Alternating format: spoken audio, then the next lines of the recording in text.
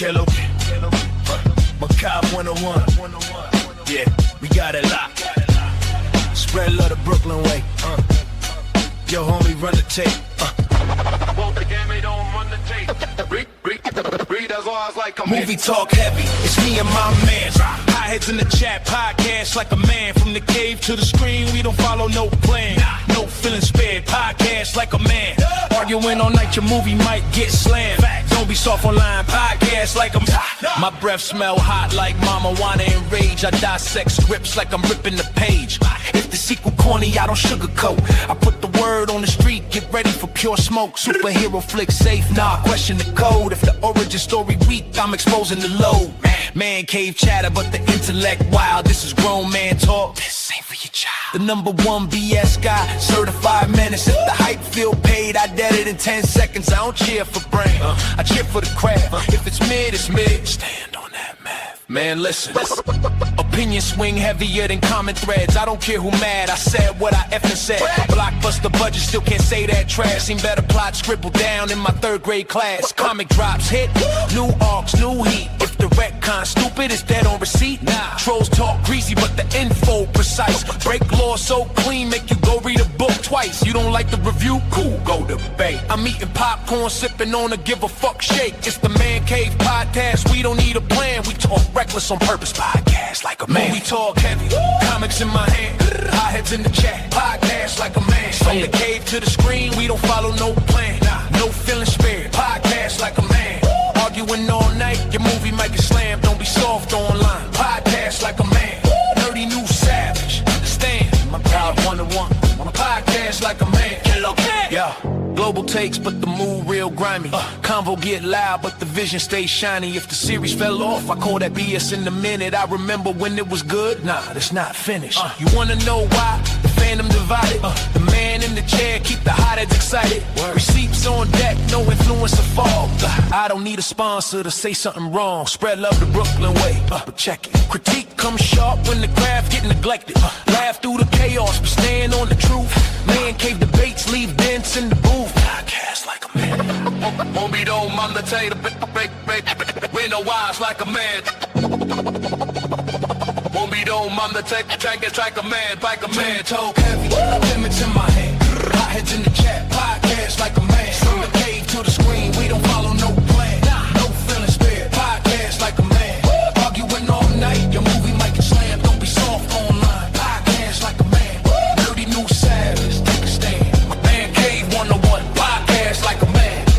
Yeah.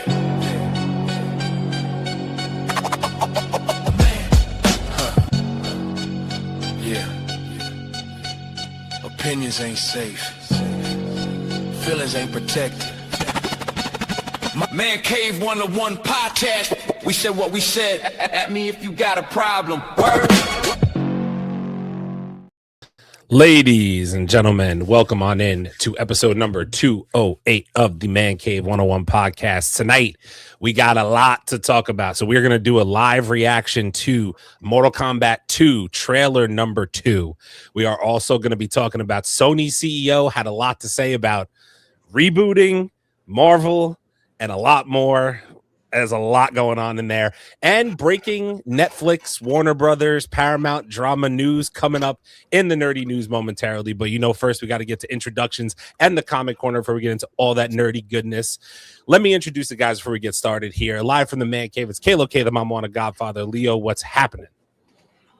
¿Qué pasa? What's going on, people?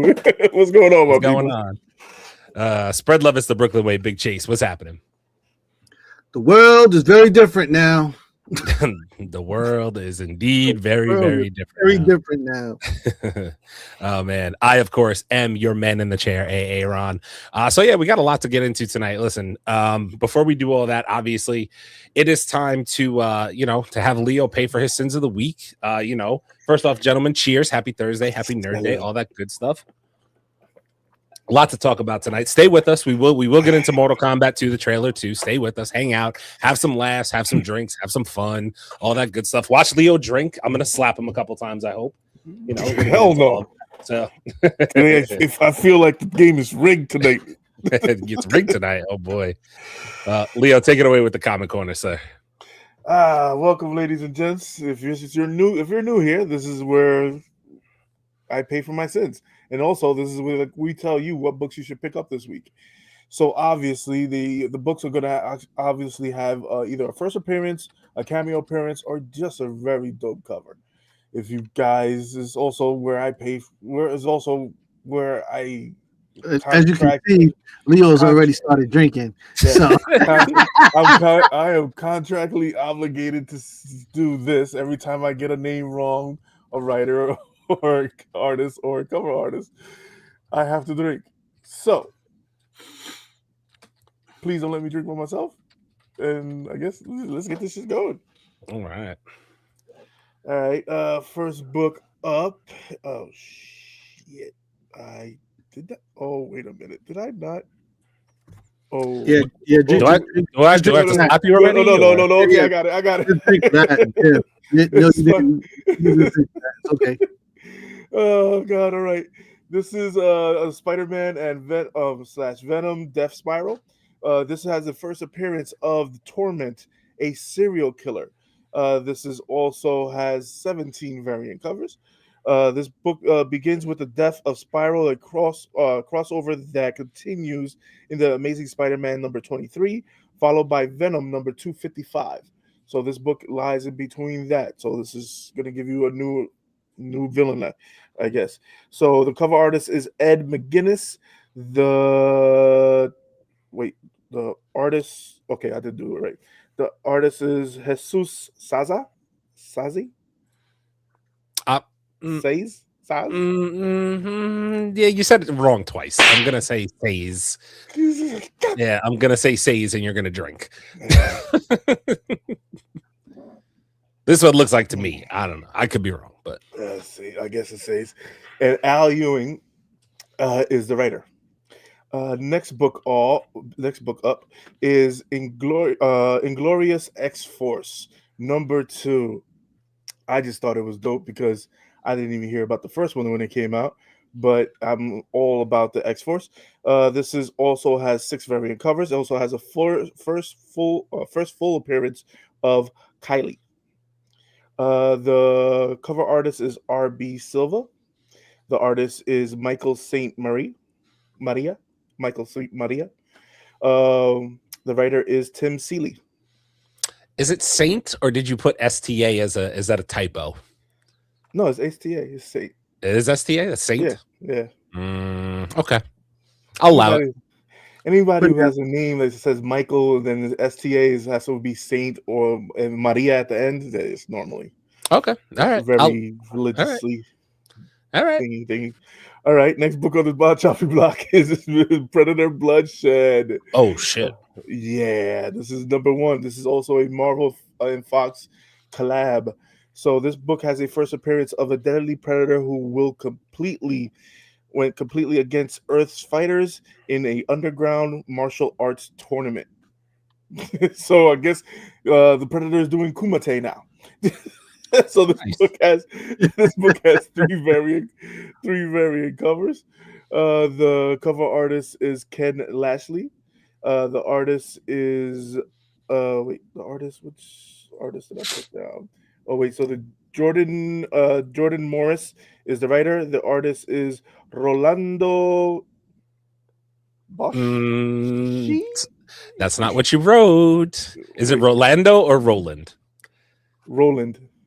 You said Rolando. So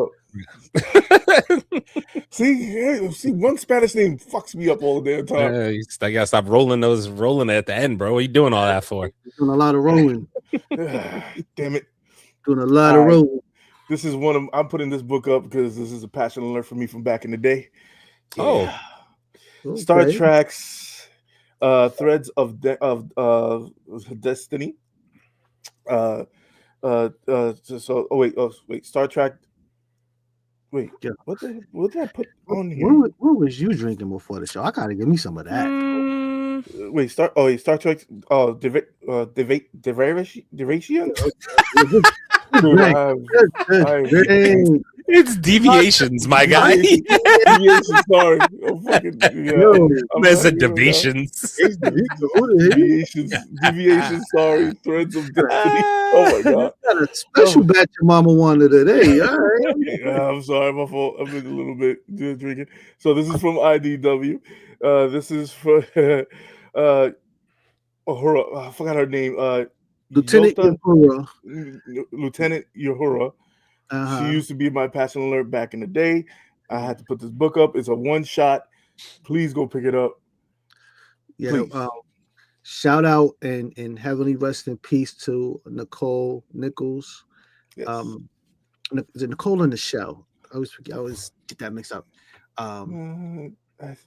She was from the Caribbean, so it could be either one. Nah, I get it. Give me 1 second here. Let's get this right. Got to put some respect on her name. You know what I'm saying? Got to put some respect on her names. That was the girl. She's the only hot chocolate on the whole Star Trek. Yeah, pretty much. I'm saying she had a little fly dress on. She could talk to anybody. See how we get down? We could talk to anybody. All right. Let me continue until you find those. Gregory Malando. Nope. It's Maldonado. Maldonado. Yeah, you know what I'm saying? It's fucking Maldonado. Just like him. Yeah. Artist is Mark. I'm sorry. Let me just quickly jump in here. So, Lieutenant Uhura's name is actually Nyota Uhura on the show. That's her full name. Okay. And yes, it's Nichelle Nichols. So rest in peace and salute to Nichelle Nichols. Do you know real quickly that Martin Luther King is the reason that she stayed on the show because she actually was going to leave? Didn't know that. Yeah. So apparently, she did the show and she felt like it wasn't really a good fit, and she had planned to leave. And they were somewhere, and Martin Luther King had asked to come backstage and meet her, and she told him that she was planning to leave, and he told her that he wished she would stay because he said the Star Trek show was the only show that he could let his girls watch and see a vision of them on TV. And because of that, she was inspired to stay. And we're glad you stayed also. Exactly. Okay, shit. Fun fact. There you go. All right. Artist is Mark Alvarado. I got that one. And the writer is Stephanie Williams. Next book on the chopping block is Conan the Barbarian number 29. This book is brought to you by Titan. Is another comic book company. Also has 7 variant covers. This also has a first appearance of the Son of Tooth.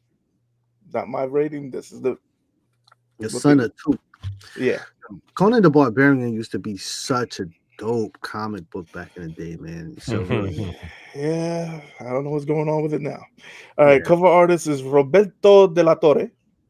The writer is Jim Zub. The artist is Doug. Yeah.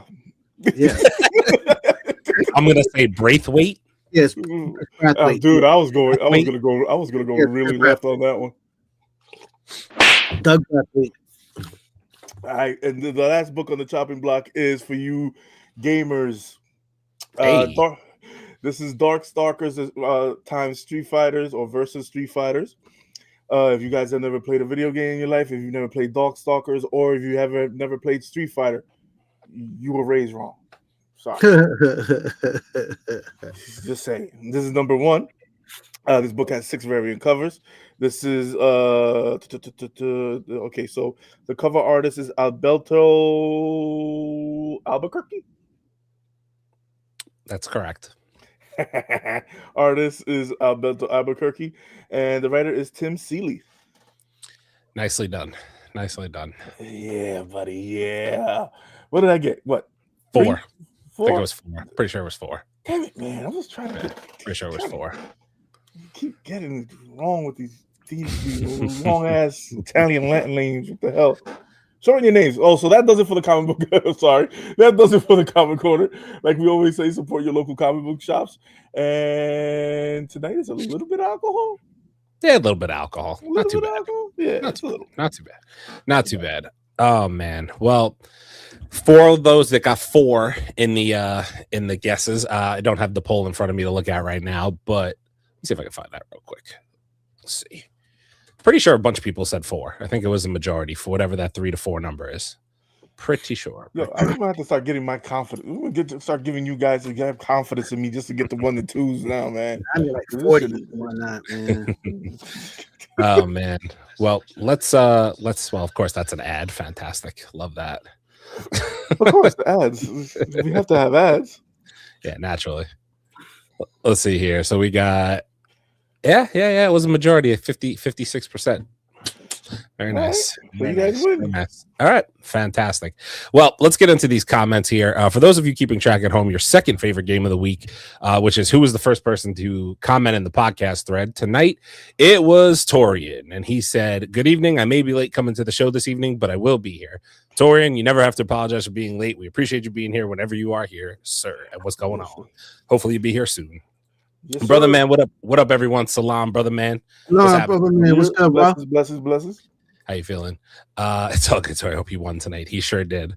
Happy Friday Eve. Happy Friday Eve indeed. The week cannot end soon enough. Yes. I need it to be Saturday. Okay. Yep. Nightwing, sup? What's up, Nightwing? How you feeling? What up, Nightwing, bro? What's going on? I heard they're doing a reboot of Great American Hero. So is that correct? Is that a thing? They're rebooting Great American Hero? Yep. They're rebooting everything. Oh, well, everything. Yeah, you know. What are you gonna do? What are you gonna do? Yeah, your girl just saw the Netflix news. That sucks. We're gonna get into it in a little bit with the nerdy news. We'll talk all about it. But yeah, it's a lot to unpack there too. A lot of stuff going on behind the scenes with that too, and all that. Que pasa, Leo? Brother man, rejoin the channel membership. We appreciate you, bro. Thank you so much for joining up the channel membership. Evening, mon amis, Big Chase, Bank, AA Ron, and seven plus Leo. 7 plus Leo. Damn, okay. I like that. 7 plus Leo. I like that. 7 plus Leo. Damn, bro. Had to renew membership. Hope my time here is not stopped from being a member for over a year. No, I think as long as I don't think it has to be continuous. I think it just picks up whenever you never have to apologize for not being a member, bro. We understand. Exactly. You're a day one, brother, man. Come on. Yeah, man. It's cool, bro. Don't even worry about it. But yeah, I think it picks up as long as you're under the same name and all that. I think it just picks up right where it left off. So you don't have to worry about that. Also, Leo drink, white dog shit, and man growth. Early. Man growth. Nah. You said Marie Frost, not Maria. So is that a miss or what? Ooh, did you get another one wrong? Did I miss one? Ooh, brother man's paying attention. I don't know. Predator cover almost looks like TMNT. Did it? Let me see. It does. Yeah, it does. Let's see. Let's go back to the film. Oh yeah, it kind of does look like a TMNT cover. I see it. Early ones with the fucked up heads. I see it. I see it. How is Roland How is Roland Spanish but but it's not Rolando? I don't know, man. That's this guy. He pronounces everything. He rolls everything. I roll Latin. Respect, bro. I gotta roll my R's, man. Deviations, Leo. Oh man, this said how do you say her name? Uhura is so damn funny. It's so damn funny, Leo. Respect her name, Leo. Damn it, Leo. Drink. I know I fucked up. It's been a rough day. Maldonado. Hello, Spanish name, Leo. Get it right. I mean, he's not wrong. Maldonado's a Spanish name. That's Italian, bro. Oh, actually, it is. It might be Italian. That's Italian. That's Italian. Yeah, fair. Let's see. I knew Big Chase Big Chase about her staying on the show for MLK. Yeah. We need another Dark Stalker show. Yeah, do we? Wait, animation. Yeah, okay, that's fine. Animation, yes. I'm down with anything. I'm down for that.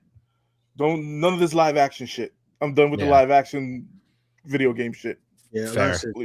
Nasty work, bro. Thought Conan was Heroic Signatures publication and partially in black and white. So is that true? I thought Conan was.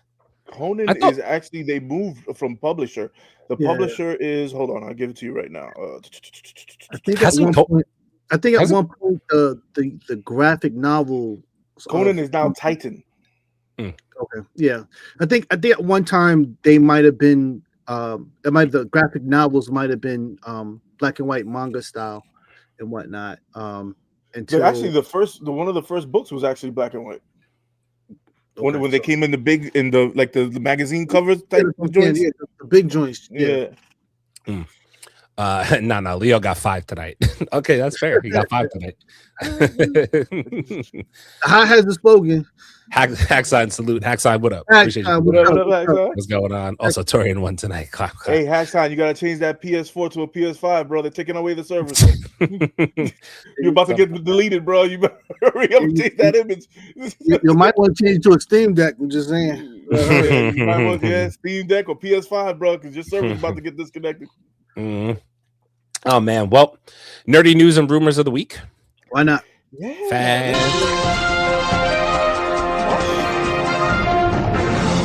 Hey, what really grinds my gears? Salute. Hey, we didn't do a cheer. Salute. Oh shit, my fault. I don't know what the hell y'all was doing. I also, while Leo's taking that drink, I'd like to just say something since I have a podcast and a voice to do so. I platinumed another PlayStation game. What game? I platinumed another PlayStation game. I platinumed Ghost of Yote the other day. So that's what your ass has been playing. You've been grinding on that bad boy. 87 hours. 87 hour platinum grind. That is it was not quite as good as Ghost of Tsushima, but it was like not as bad as people are making it out to be. I actually had a good time. It was cool. What about is it better than Wukong? No, it's different though, because Wukong is more difficult. Okay. Like it's way more difficult. Ghost of Yote is just, it's kind of the thing they did cool in this game is they added a bunch of new weapon types, which I thought was really cool. Like they did the what the hell they call that thing? It's like the thing that has, it's a two-handed weapon. It has like the chain and ball, and this side's like an axe. Yeah, okay, I know what you're talking about. And they gave you like a large, the big sword, and they also gave you guns out of fucking nowhere. Guns. I was like, oh, okay. Now we have guns. They invented gunpowder, so hey, fuck it was after the events of Tsushima, so it made sense for there to be guns in the game. Okay, it was kind of based on the timing, but like honestly, man, I had a good time, and the reason why I platinumed it was because Ghost of Yote is dropping free DLC for everybody on March 8th. So what is that, like next week, 2 weeks, week and a half, something like that? No, so week, I think. So free DLC. So multiplayer DLC and DLC. So I was like, you know what? They did right by me. I'm going to platinum this game. And because, I love free DLC, Insomniac. But yeah, it was a good time. If you guys haven't checked out Ghost of Yote, if you're a fan of Ghost of Tsushima, check out Ghost of Yote. I had a really good time playing it. I wish I would have streamed it. It's just I was streaming it I was playing it at like weird times. Like it was sporadic. So I was like, it doesn't make sense to stream it. But I want to get back into streaming. I'm thinking Crimson Desert might be I'm really considering it. I might join you in that. But it's not a multiplayer though. No, the devs were on the other day for the game. They actually said that multiplayer is not going to be available on launch, but it's going to be added on after. So hey, if we could build a man cave castle with dragons and shit, I'm in. Something like that. Yeah, might be cool.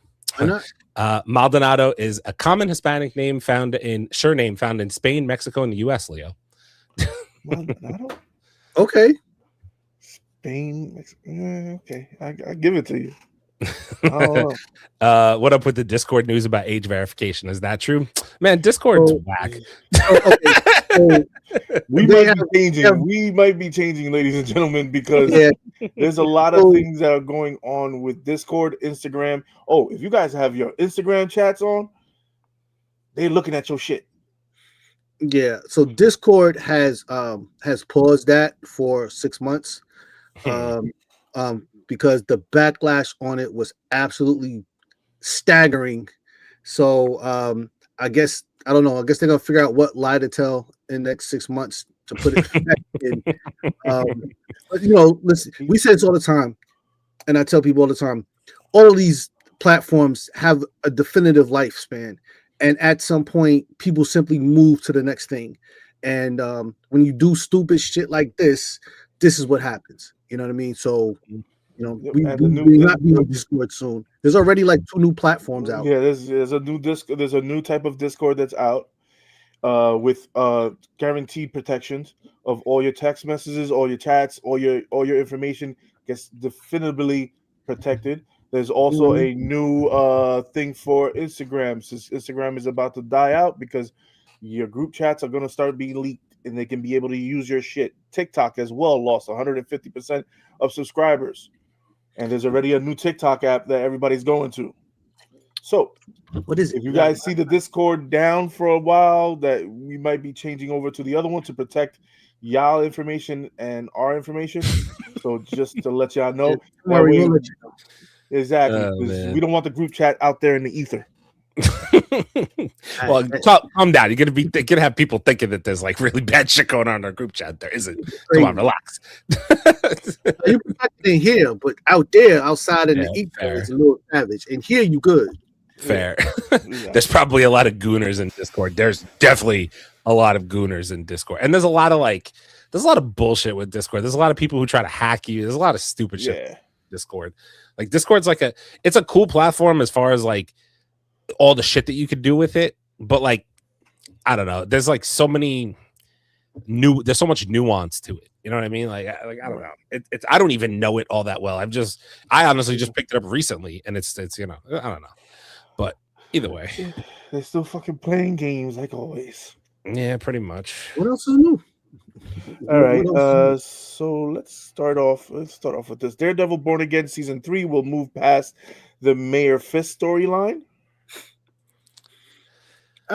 Move past it, but I mean, I'm quite sure they're gonna still probably maintain. He just probably, because one thing about Kingpin is that he's always lurking. So when they move to the other stories, the Kingpin will still has to be a piece of what's going on. He just probably won't be as active as we've been seeing in the first season.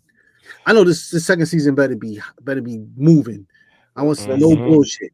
This should better be graphic. That second graphic should actually quench the no bullshit. Season 3 will feel like a Frank Miller era comic. Man, listen. And don't do Frank Miller. Don't be playing with my emotions. I'm telling you right now. Do not listen to me. Do not be playing with my emotions. You heard? Don't play with me. Frank Miller, don't play with me. You heard? I will come and find you. That's a big name to throw out there, Marvel. That's a big name to throw out there. The Frank Miller Daredevil comics are insane. For those of you that don't know, they are everything Daredevil is supposed to be. Everything. What's that last one? It just the showrunner said I like something a little more street level personally. You know what I think this leads to, in all honesty, though? I think that Marvel's gonna figure out that rights thing with Kingpin, and he's gonna go over to spider side of things. I think they want D'Onofrio because of how much the fans do love D'Onofrio as Kingpin. I think they want him in a movie. That's really what I think it is. Well, the thing is, if he's putting on that black suit, right, with the double D's that everybody loves, that's the Hand. Yeah. So you talk about street level, that is street level. So I can see how they're going to move a little bit away from Fisk. But you maybe get a good season, a half of this season with the Hand involved. And then I say, okay, you don't need Fisk for this season. But for basically everything else, you're probably going to need him. You can't get rid of him because, again, he's always hanging in the looming in the shadows. Like Daredevil, when you read Daredevil comics, he will go through this entire adventure and he fight these villains, and at the very end, when he's on his way home, you'll see Fisk just sitting in the chair smoking a cigar and is looking out the window like, okay, let's I'm late for dinner, let's go. And that's what I expect and whatnot. So I just want to address this. So Brother Man said, how are we going to have a new season of Daredevil Born Again without Punisher special they're supposed to have shown? So the rumor has it right now that Daredevil Born Again is going to start running at the end of March and carry on into early May, potentially late April, early May. The rumor right now says that the Punisher one-shot special comes out the month before Spider-Man Brand New Day because he's in that movie. So basically, I think that all the rumors we've heard about Punisher not being in the season of Daredevil are 100% true.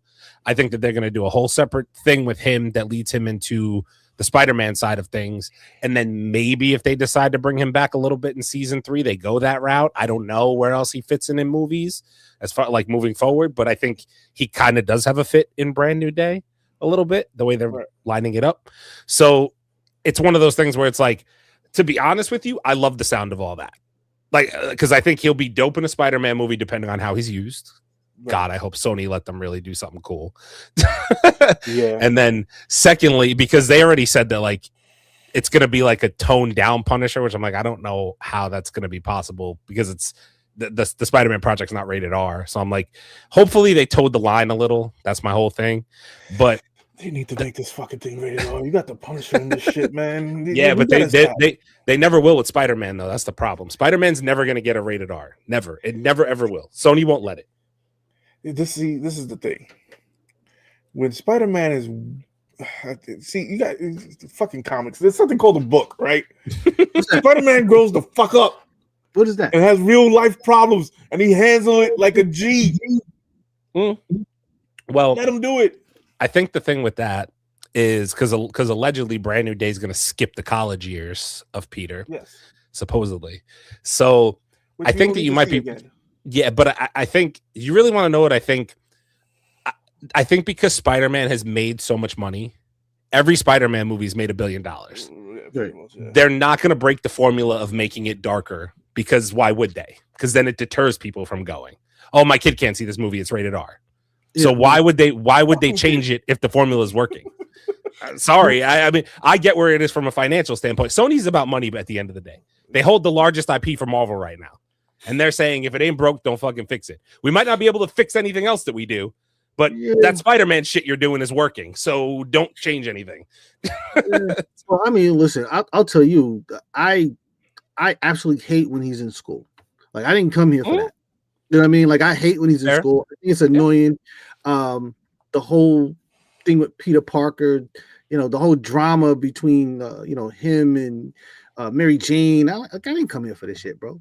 I want to see him fight the Green Goblin. I want to see him fight Electro. I want to see the Scorpion. I ain't come here for this shit, bro. This is, you know. Yeah, it's already getting to the point that we don't need to see him in school anymore. We don't want to Superman this shit or Batman this shit. We don't need another origin story. We don't need it.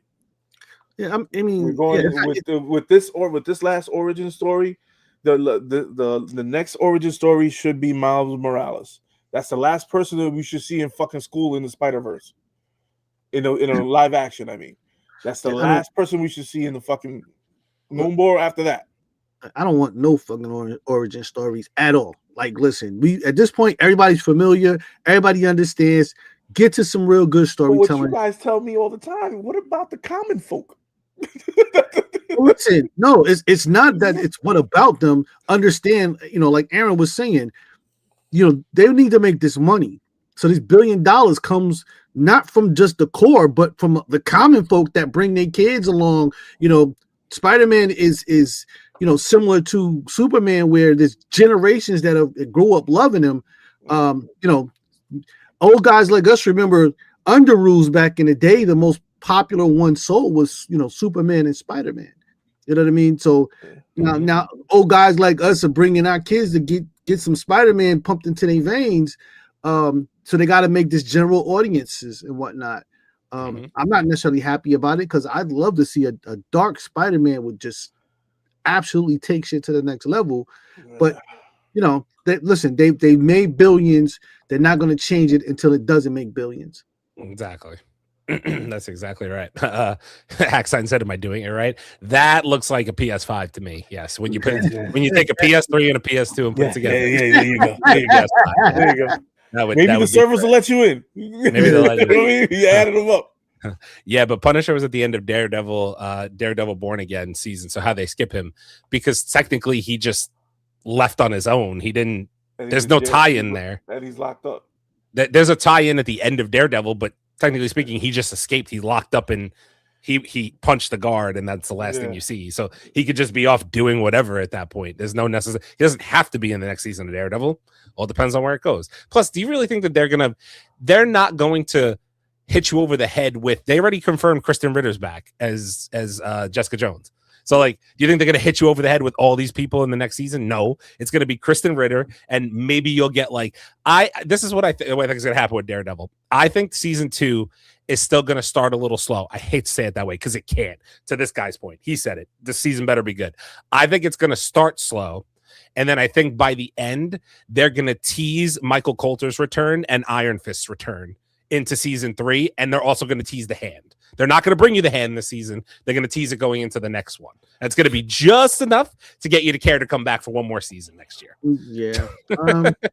Well, I will say this.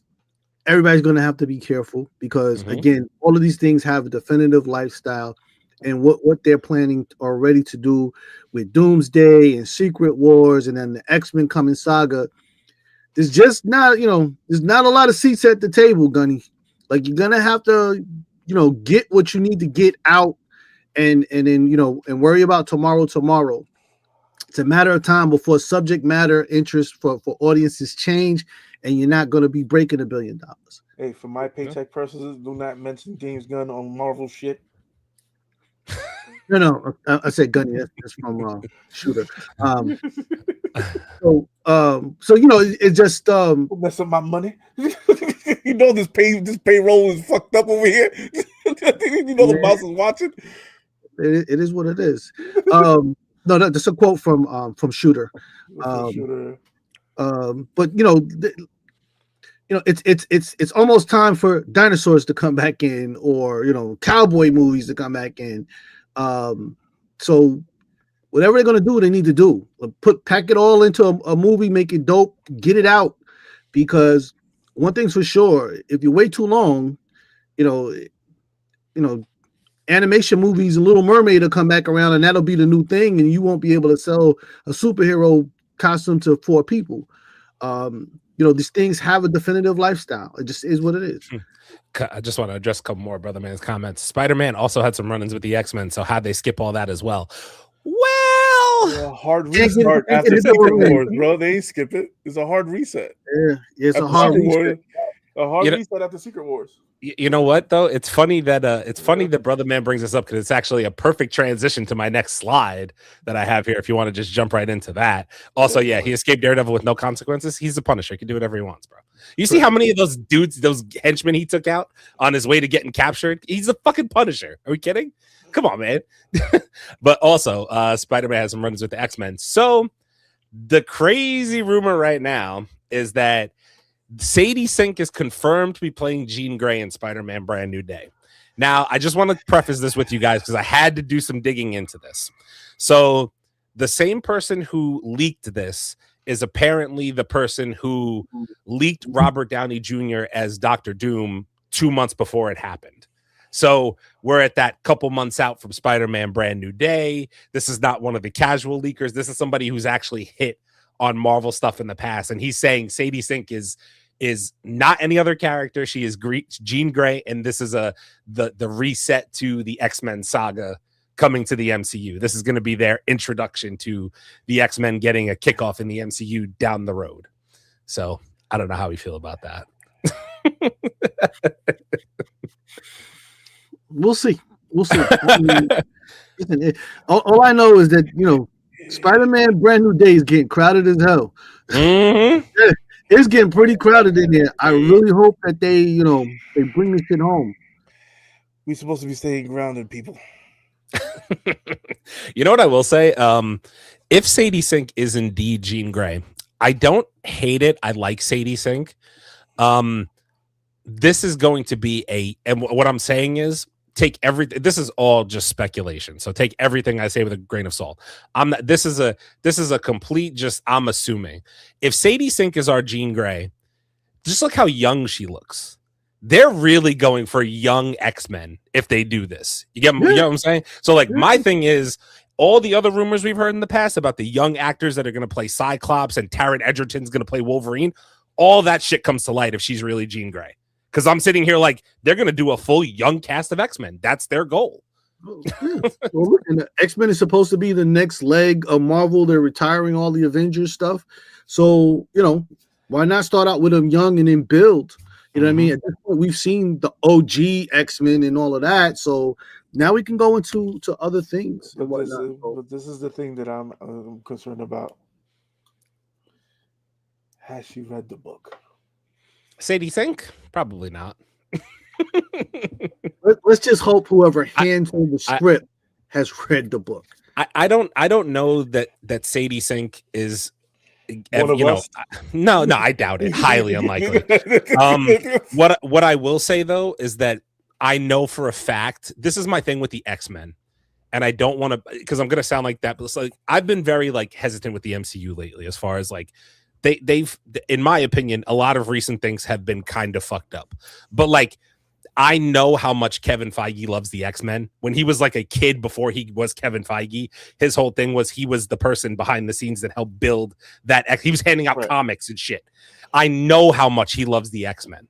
So like my thing is, I think he's going to treat this like his baby.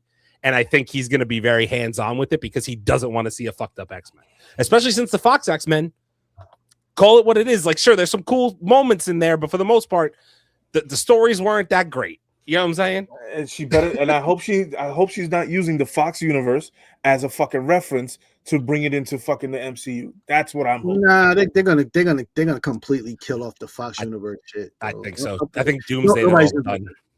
I think Doomsday they're all done. Nobody's invested in that universe, bro. All of them. Also, brother man, I'm not skipping your comment. I'm gonna go back to it, but Marvel might hire most of the Stranger Things actors in the MCU. Completely honest with you, to highlight this comment, if Sadie Sink is Jean Grey, I fully expect that rumor that we talked about last week, that the dude, I forget his name, Jesse something, I expect him to be Nova, and I also expect the black kid from Stranger Things to be Miles Morales down the road. Fully expect it. That'd be dope. I fully expect it. Just because I feel like they're gonna piggyback off. They're going to piggyback off the success of Stranger Things and be like, oh, if we pluck them, while they're younger and bring them up with the roles, I think that's their goal because they're at that point right now where they're all in their late teens, early 20s. It's a good time to like take them from that. And Stranger Things is done, so like, what's the next thing for them? You know what I'm saying? So I think that Marvel might look at them and be like, oh, pluck them, make them the X-Men, and then make him Miles Morales.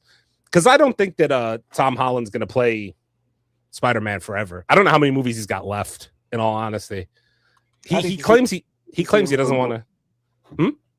I need to see him in a robe with Mayday.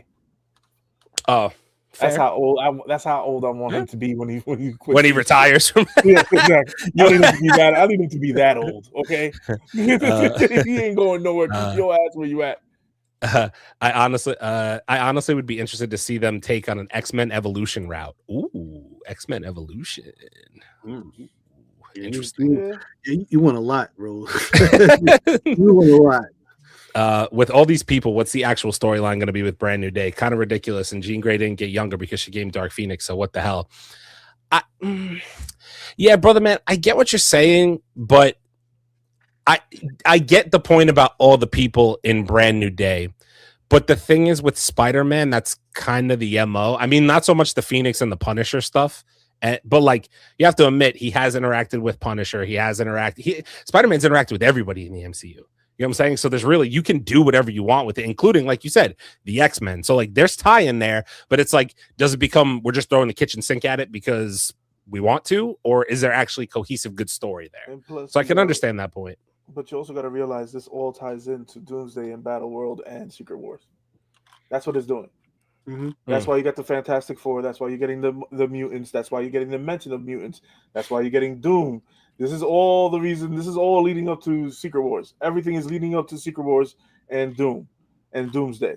That's all it is. Because at the end of this movie, all he's going to do is look at a big screen. I need help. and he's gonna pick certain people. If you Yeah. haven't seen the cartoon, this is exactly what he's going to do in this movie. Yeah, that's how we get there. That's how we get there. So, do you think they'll use the original X-Men team? Sean, also, what up, bro? The OGs are probably going to be. You might get you're gonna Wolverine, get Storm. you're not gonna get Wolf. Yeah, You're gonna get Cyclops, Jean Grey, Iceman. No, wait, not even Angel. I don't know if you get Iceman. I don't know if you get Iceman. Not Iceman yet. The first you might get Beast. You might get Cyclops. Beast, and you might get Storm. Kitty Pryde. Maybe I don't. That's further down. Yeah. That original X-Men team wasn't much. It was Angel, Beast, Cyclops, and Jean Grey. Jean Grey, yeah. Cannot have X-Men Evolution without introductions or proper entries into Filmverse. Well, maybe Sadie Sink is the beginning. I don't know how smart it is to make Jean Grey the first one, but it kind of makes sense though. She's kind of the origin. Am I wrong? Like she was literally the first Omega level mutant until Xavier fucked her up. Yeah, exactly. I heard Marvel wanted Joe Keery, so I was thinking of Joe Keery as Harry Osborn. I expect that now all these Stranger Things actors are going to come over to the MCU. Like half of them are going to be over here. I just hope they do better acting. They're at the right age. Well, they are at the right age. Well, no, Joe Keery's a little bit older. He's in his late 20s, I think, or early 30s, late 20s, or something like that. Yeah, but I think they'll do good. You have to remember, Stranger Things, because of the time period piece that it's supposed to be, I think the acting's supposed to be a little bit awkward. They can all act. I think they'll do good. It's a different lens and a different director behind it. Stranger Things is kind of meant to be a little corny with the acting, a little awkward. Okay. Also, a couple of these. Jeff Snyder said Julia Butters would play Kitty Pryde. Geo Bliss from Avatar would play Jubilee.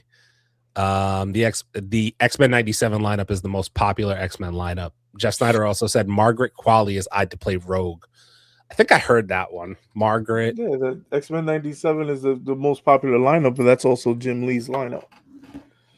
And if you're going that young, you will not get a young Wolverine because Wolverine never joined the X-Men very young.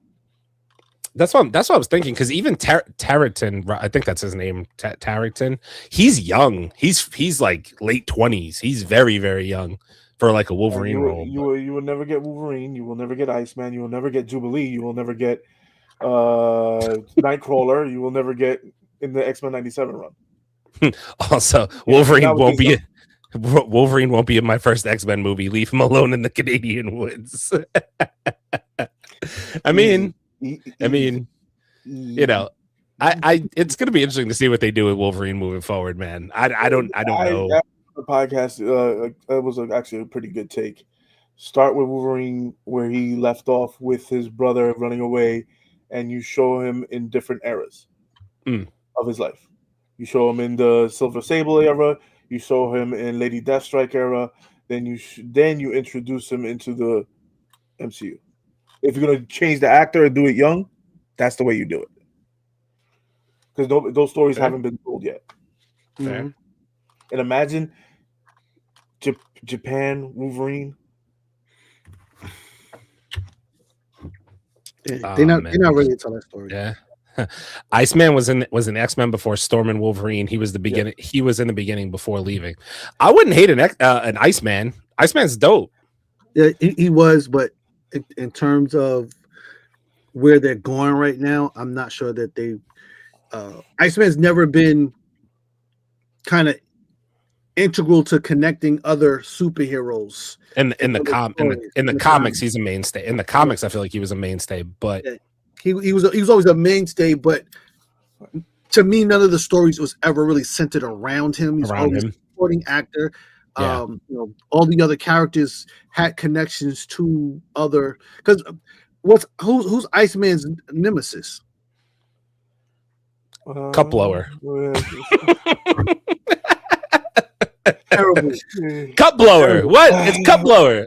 No, he's cup blower. I'm sorry. He's cup blower. But also the thing is that he is another Omega level mutant. Yes, he is. And that's the thing, is that if you're gonna tell the story to his full potential. Where are we gonna start him off at? Okay, he was an original, but it's still... That's what I'm saying. Maybe it's not the worst thing to start off with a young X-Men team who are like just figuring out their powers and like going that realm as opposed to a I don't know what the people would prefer. Would you guys prefer like a more older X-Men or a younger X-Men? Like the people want to see the X-Men be X-Men, man. Yeah, I don't want to see Bobby Drake when I can see him. I want to see his ass encased in ice, and everywhere he go, he has to slide on that little Spider-Man Amazing Friendship. I don't want to see him walking around and making people's Pepsi Cola at the party. I don't want to see that shit. That shit is nasty work. I don't want. This is honestly James McAvoy and Michael Fassbender should be the Professor X and Magneto in the new MCU. They deserve a second chance. I fully agree. I'm not mad at that thing. I don't fully agree. I would love that if they got a second chance. However, I don't think they'll do it. I don't think they'll do it, but I would love it. Well, no, Fassbender's making movies. What the fuck? Fassbender's making a lot. He was just in like 3 movies last year. What? Horror movies. Well, I know he was in one horror movie. You know me, I don't watch fucking horror shit. Yeah, Fassbender's been in movies. McAvoy, James McAvoy's been in stuff recently too, I feel like. McAvoy movies. Yeah, he's been in stuff. Even recently. No, I'm sorry. I was referring to McAvoy. McAvoy's been in horror movies and stuff as of last year. He was in Speak No Evil. He's been in movies. Of course, I didn't see that shit. Yeah, that's what I'm saying. He's been in a bunch of fucking. I just like McAvoy. I like both of them, honestly. I think they would crush it as Professor X. And, they would. Yeah, Iceman was great in the Age of Apocalypse comics. But that's Wolverine, though. Johnny, I'm gonna bring up your comment when we get to that piece of news. Promise you I'm not skipping it. Appreciate you being here though. Iceman also knows Angel before he left X-Men and joining Apocalypse. Yeah, that's true. And Angel's another one. Like, I feel like we've never seen a good Angel. In part two we did see one when he didn't want to take the I think what was that? That was not the Dark Phoenix saga. That was the Phoenix saga. That was the Phoenix saga, I think. No, was it the Days of Future Past where they do Archangel? Oh yeah, that's the fucking Ivanhoe's Apocalypse. Yeah. I like that. That one was dope. But the thing is that then you have to bring out the 4 Horsemen. Now that. So bring them out. I don't give a damn. Bring them out. Yeah. Because Angel was in X-Men: The Last Stand. Yes. Okay. Yeah. Yeah, that's where we got Dark Phoenix, and when Magneto moved the fucking the Golden Gate Bridge or some shit like that. I love this question. The Rock as Apocalypse and Kevin Hart as one of his horsemen. Rock Apocalypse. Stop. That's one. Yeah, that's definitely that's one. Definitely fucking one, bro. That is one. Stop. I can't see The Rock as Apocalypse. I can't fucking do it. I will fucking dare. No, I will not. Don't do that, please. I will be so upset with the MCU if they do that shit. I don't. And when we say that, I want to be clear. I like The Rock. He can completely have the look, but we know we're gonna get if I see him do the people's eyebrow, listen, it's gonna be done, bro. Like, he's busy. They're making Twins Part 2. Can you smell what Apocalypse is cooking? If you haven't heard that news lately, they're thinking about making Twins Part 2. It's gonna be him and Kevin Hart. No, thank you. We're not. No, thank you. Listen, I got nothing else to do. Let him do that so he'll leave Harlem Nights alone, bro. Because listen, let's be clear. You're never going to recreate what was done with that movie. Just like I get it what you're trying to do. I respect what you do, Cat, but leave Harlem Nights the fuck alone, bro. Like you will never never catch, and people don't even understand. Like, Brother Man, understand what I'm saying. You cannot recreate Harlem Nights. I don't care what you do. Also, I think you'll like this question. Name your top 3 picks to play Storm. My choice is Jamie Lawson. Jamie Lawson. All I need is one.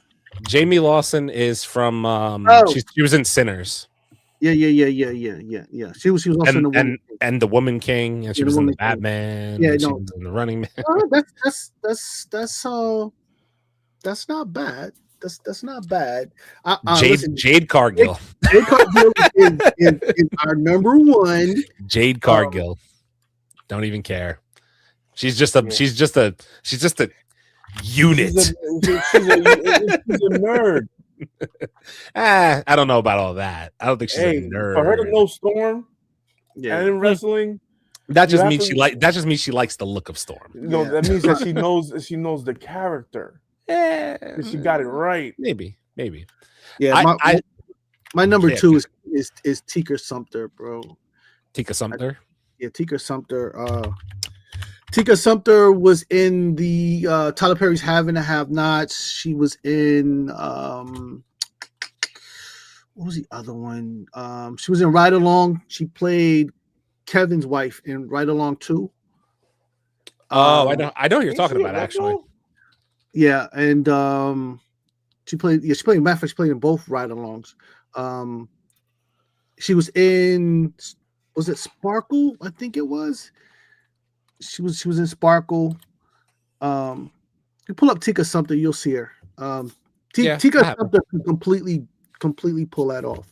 Yeah. Nah, the girl from Spartacus, House of Asher, Lady Death. Yeah, I think, I don't know. They have to clean her up, and I need to see. I got to be honest. Like, she might be a little. She might be a little rough, but I love her. I love her in House of Usher, though, bro. You turned a motherfucker into a Pez dispenser this past week. I was like, God, okay. Marry me, bitch. What?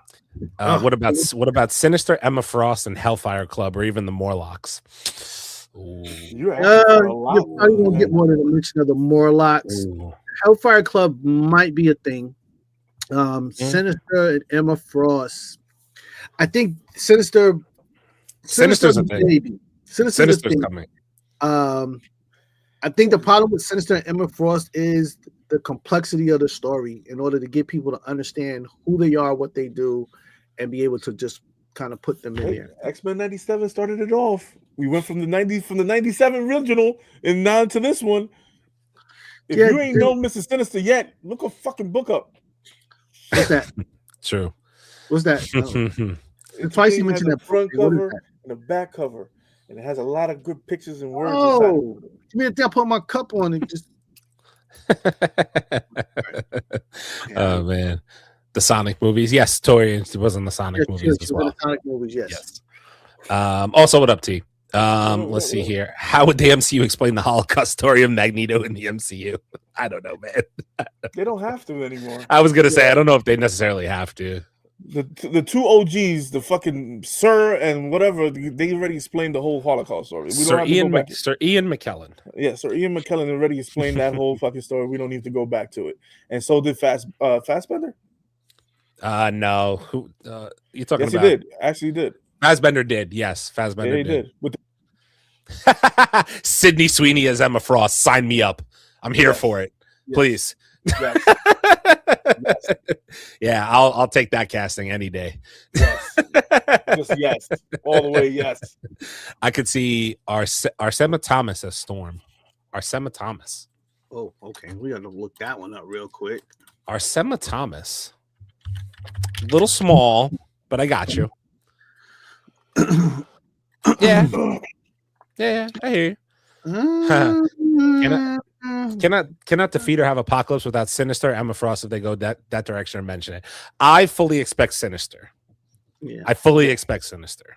Like anything else, I don't really know at this point. But maybe Young Storm. Young Storm. Young Storm. Yeah.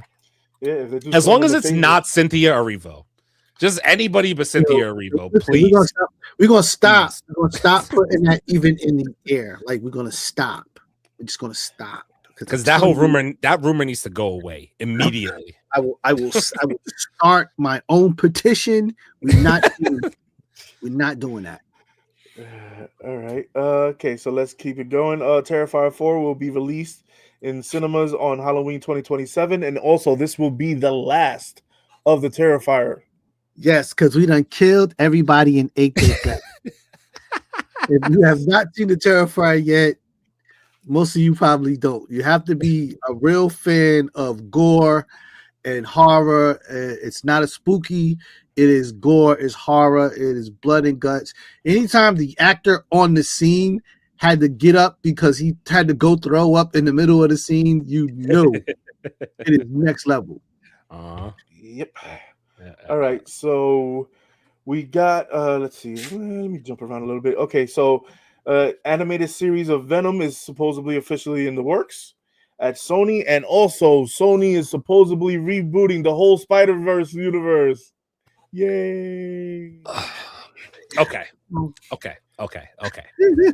Aaron raging attack. Okay. Hit the emoji. Okay. Wait. Okay. Yeah, rage downloading in 5, 4, 3, 2. No, I'm not gonna rage. Okay. Fuck not.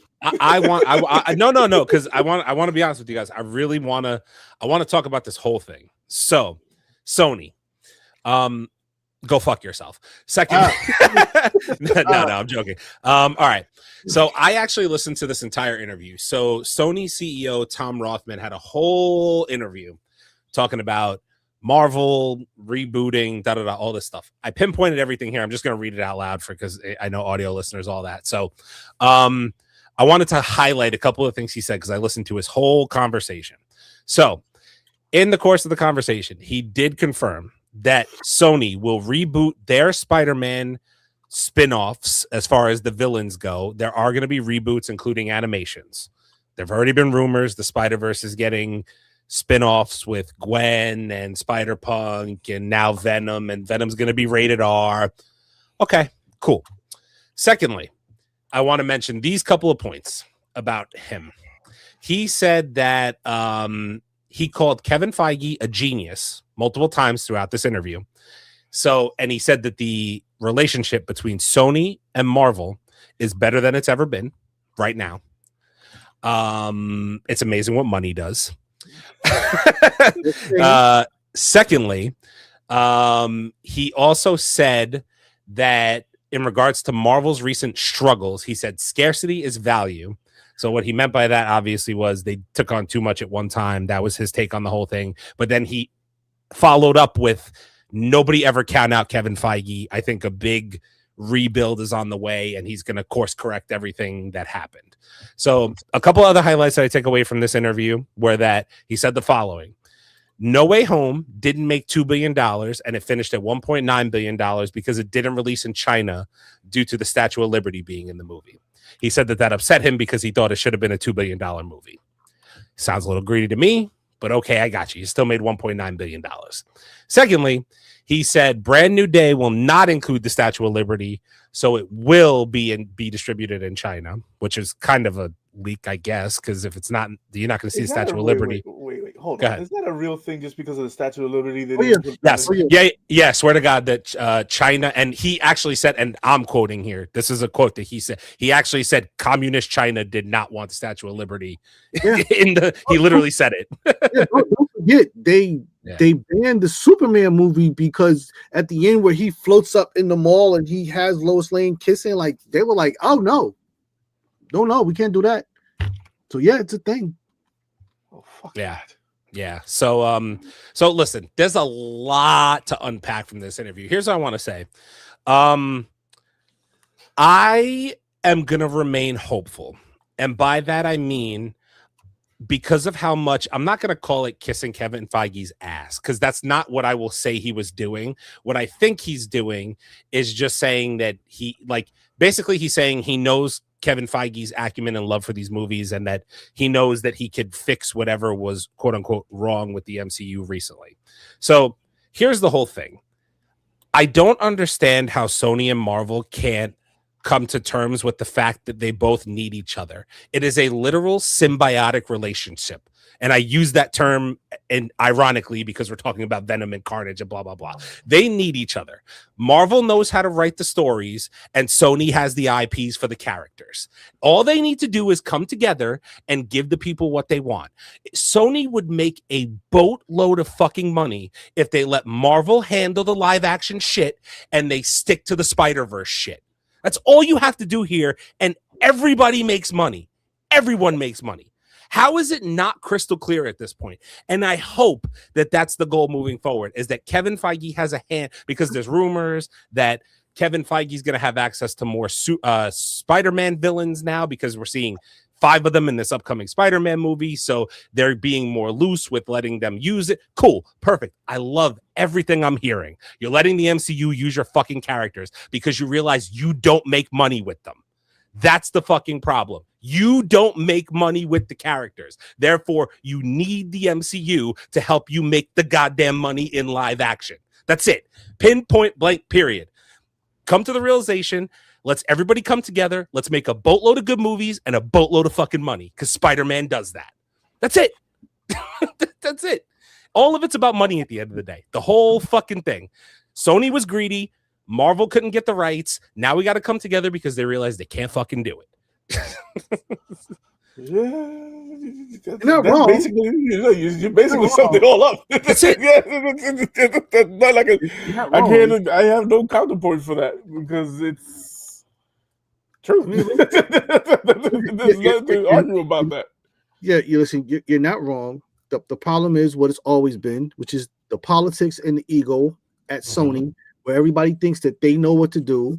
And granted, Sony's not, they're not a company without experience. But in this particular instance, a lot of their failed movies, had they not have been attached to the Marvel label, probably would have made a lot more money.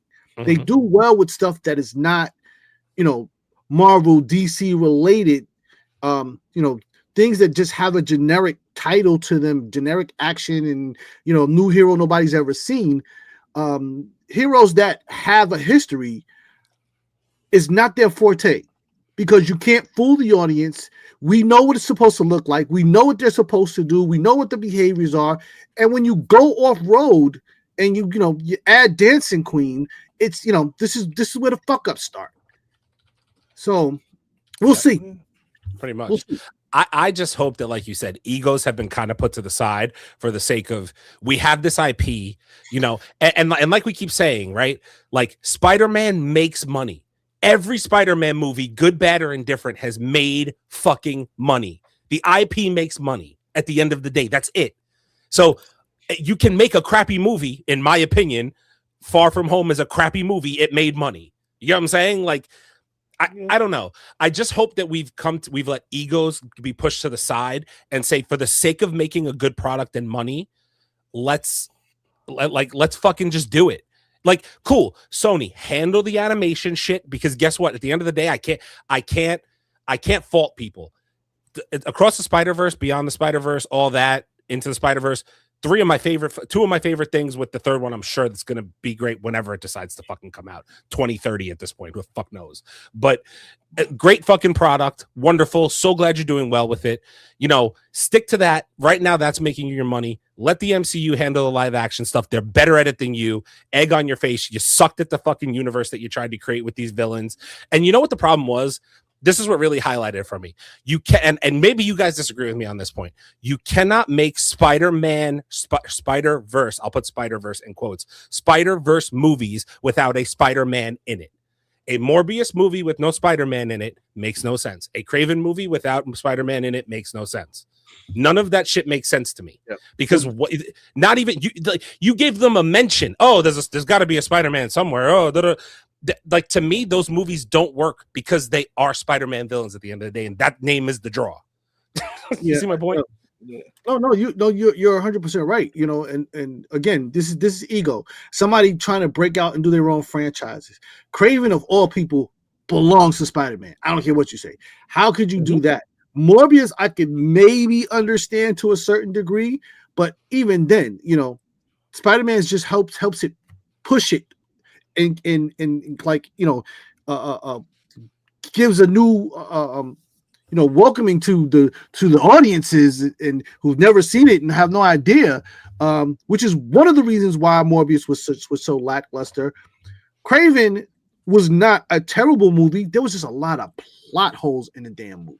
It was a lot of plot holes in it. And at the end of the day, you need Spider-Man to help make the damn thing make sense in the story. And we don't want to talk about that other movie that you made that was completely trash. Like, that movie was awesome. And also, we got a guest downstairs. Yes, we do. Introducing Mr. Taurean Rain. Reloaded. Reloaded. What's happening, bro? Scream 7. Yeah. Scream 7? Don't tell me you just came from the movie? Yeah, they had a fan event. It was pretty much all sold out up in there, and we was going crazy too. My review's coming tomorrow. I saw that it's the lowest rated Scream so far based on like initial reviews, which is I saw that from the critic side. Yeah, the critic side. So you always when it comes to Rotten Tomatoes, you got to go based on what the audience is. Yeah. Of course, we know. But then again, Rotten Tomatoes has rated stuff that was way more mid and trash, way too high. Yeah, and a few of those movies have won Oscars. Yeah, fair, very fair. I know the did it. Oh man. I want to address some of these comments here that were brought up regarding all this because I know obviously we went on a little rant there. Let's see here. So, what the hell's with Kraven and Madame Web and Morbius? Oh my god. Yeah, I mean. I wasn't trying to mention that movie, but it was the best movie ever in the Spider-Man. Stop. Leo, that's definitely fucking one, Leo. Don't. No. She was hanging upside down, dude. Can anyone say delusion and how much drugs they smoked to make horrible statements like that? Cannot have New York without the Statue of Liberty and no Washington D.C. without the White House. What the hell? So here's the thing. They asked him point blank, period, if there would be the Statue of Liberty in Spider-Man Brand New Day. He thought about it, and because he got to watch the movie already. He's Sony CEO, so he already has seen Brand New Day. And he said there is no Statue of Liberty in the movie and basically all that's alluding to is the fact that they want it released in China so they can make the most money on the return. That's all that is. So to me, I was kind of like, well, that's I get it, but like, that's still, it's New York City without the Statue of Liberty. Like maybe you don't swing down that street, but okay. I don't fucking know, man. I guess you're gonna stay midtown and Upper West Side. Maybe you'll go to Harlem or whatever. I don't know. Also, let's just fucking call a spade a spade. That's some bullshit that China wouldn't show the goddamn movie because of the Statue of Liberty. That's some, and I'm not even trying to be political, but that's just some fucking bullshit. They wouldn't show the movie because of the Statue of Liberty. Come on, son. Come on, man. They don't think people getting the wrong idea. Like, exactly. Fucking that shit looks pretty good. Yeah, fucking. And we can get some liberty around this month. Remember when Sony wanted to make an El Muerto movie with Bad Bunny? Sure glad they didn't do that shit. Yeah. He's in the news. Bad Bunny's in the news again. Which is he? It's fucked up what they're doing to him. Oh boy. How many good superheroes we got without Marvel and DC? There are some, but does not make sense. Period. F Sony as well. Sony, man. Listen. Here's what I say. At the end of the day, and this is with any company, but I really feel it with Sony. You could just tell by how they move. Sony's in the business of trying to make money. They're trying to squeeze every single dollar they can. You know why? Because at the end of the day, when you look at the fucking numbers, Madame Web lost them money. Kraven lost them money. They lost money on those projects. Do you know how hard it is to lose money on a fucking project? Those two projects, they did not have marketing on those projects. Barely any marketing. And they still lost money. Well, that must have been. Well, you know what the thing is, that might have been throwaway projects for them. They probably didn't care to lose money on that because they knew they were making billions on the back end from something else. So they probably like, okay, we lost money here. Like that's just a drop in the bucket for us. It's not like this is going to break us down. Like we're not going to go flat broke from this loss. They probably knew it was going to be a loss. So they probably just put that out there. You know, hey, it's probably a contractual thing. Like we're contracted, we have to do these movies. So let's just put them out there. I'd rather lose money like this than be tied up in a lawsuit and litigation for years. That's probably what they looked at. They were going to lose their IPs. That's what the problem is. I was just about to say, Taurean, they lose the IPs if they don't use them. So the problem is they would lose every single Spider-Man character slowly over the course of time if they don't use them, which is just, but like, that's the whole thing to me, right? And I hate to harp on it, but it's like, I don't know why you would rather not just loan the character out, figure out the monetary split between you and Marvel and make money on a project than make a shitty product and lose fucking money. What is it better to make more money and split it than it is to lose money at the end of the day? Am I wrong for thinking that way? It depends on who you are, because again, you're talking the politics of the thing. And this is why it's like somebody had to sign off to make these freaking movies. So when they make these movies and they don't do well, when it's your turn to renegotiate your contract again, people gonna say, well, you know, you were responsible for that Madam Web thing. And now you can't ask for more money. You're lucky if you keep the freaking job and whatnot. So, you know, it's the politics of that thing. Do you want to be the person that agreed to go work with Marvel to do this movie, and now it looks like Marvel's responsible for it and or making more money than you are over at Sony? Do you want to be that guy? You know what I mean? Marvel, since they came out with Iron Man, has made more money than fucking all the Spider-Man. I'm just saying though, in a partnership, you know what I mean? Right. You want to be the guy that signed off, and now presumably your competition, who you got the IP from, is making more money and getting more accolades for a project that's supposed to belong to you. Do you want to go into your boss's office and explain that? True. Yeah, that's your point. So I got something to say, but I'm gonna wait till Aaron goes through all the comments. Oh, you're sure? Okay, I was gonna say. So it's kind of the same comment back to back, but I'm gonna highlight the donation because you said that it's the same person. So Born 2, appreciate the $10 dono. Thank you so much. Sony needs to add Spider-Man to their Sonyverse. Could be Toby, could be Andrew, could be a different actor. If they have a Spider-Man with their villains, they might cook. It all depends. Here's the thing. There is no reason why you cannot, like, in my opinion, I want to say this. I agree with you.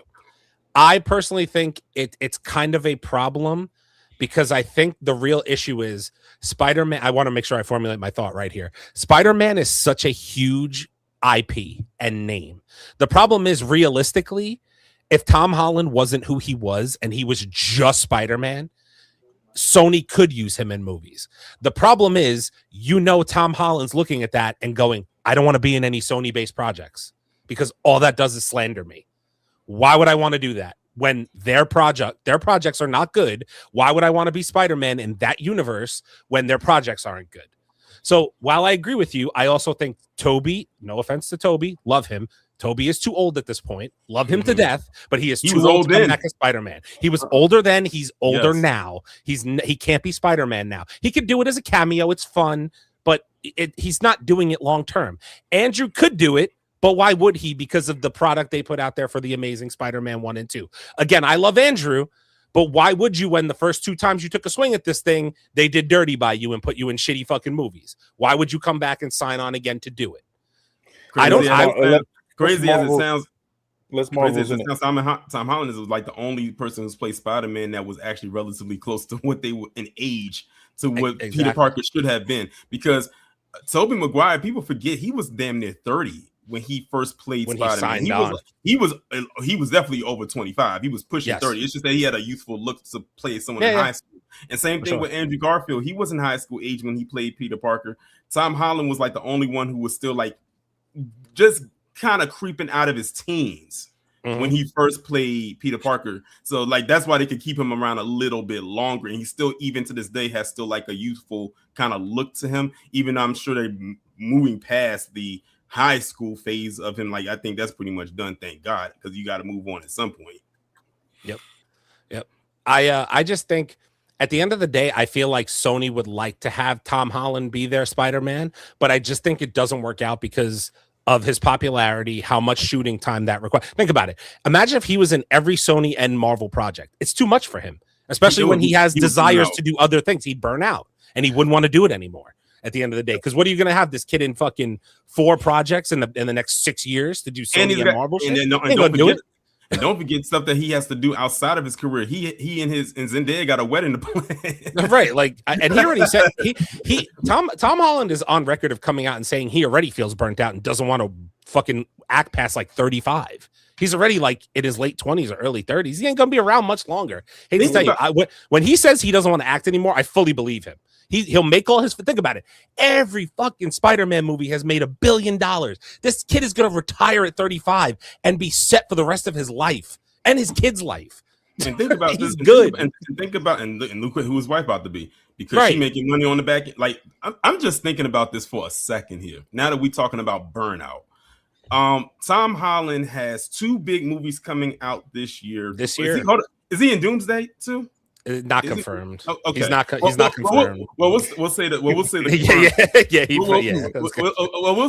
we'll say the 2 in a possible. We're gonna treat this like spades. 2 in a possible. But he has 2 big movies coming out this year with Odyssey and Brand New Day. Both of them are coming out a week apart.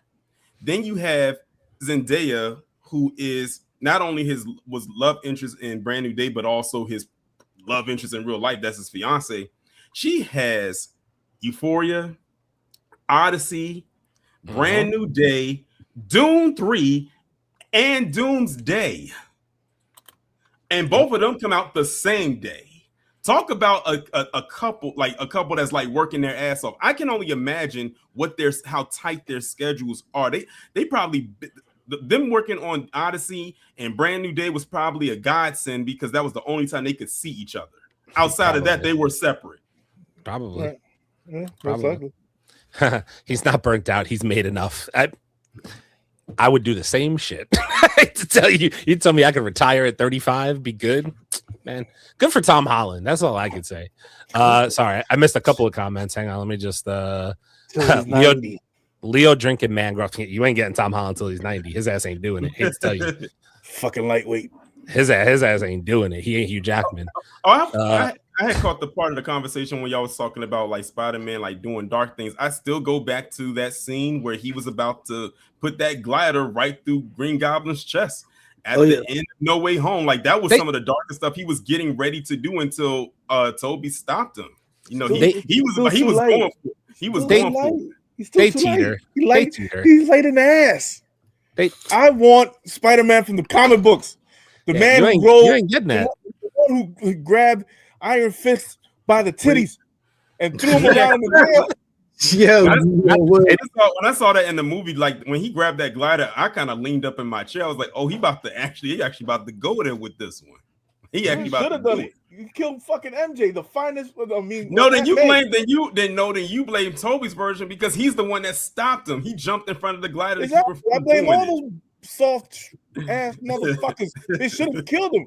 Only the first Spider-Man killed him. Well, look at it this way. At least Andrew got his redemption. At least Andrew got his redemption. He saved MJ because he remembered what happened to Gwen Stacy. Because he's soft. He got his redemption. He's fucking soft. That's why he's freaking best looking Aunt May that I've seen so far. How she died in the movie? True. Thank you. Thank you. Yeah, true. You let her get killed by fucking Green Goblin. Man, listen, I would have shoved that glider so far up his ass. Okay. I hate bringing it up. I request you guys look at the Paradise movie teaser. Y'all said it's in the queue. No updates. I asked over 1.5 months ago. I promise you I'll take a look at the Paradise. And that we'll take a look at it. I promise. We'll look at it. We'll look at it. My bad. Let's see here. Did Tom Holland also get injured on set last year? He got hurt. He got hurt this year. I think. Yeah. It was last year.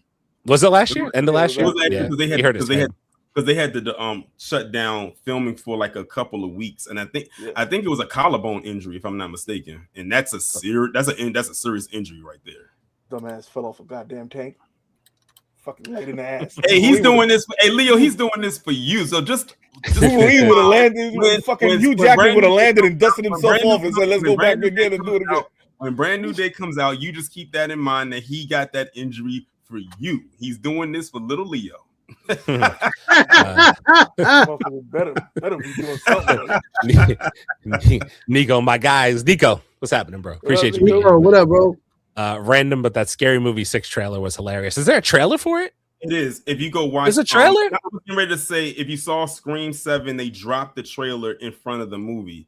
They probably I don't think they're dropping the trailer online until tomorrow, though. So if you wanted to see the Scream, and let me just tell you something right now, it is so refreshing to have the Wayans brothers' hands back on this property, because I was laughing my ass off at that trailer. It felt like watching Scary Movie 1 and 2 all over again. You got all the original cast. They brought back cast members from the first movie that I wasn't expecting to be in this movie. I'm not just talking about the main characters, but they brought back some side characters from the first movie in this movie, and they showed it ahead of it, and everybody in the audience was dying laughing at that.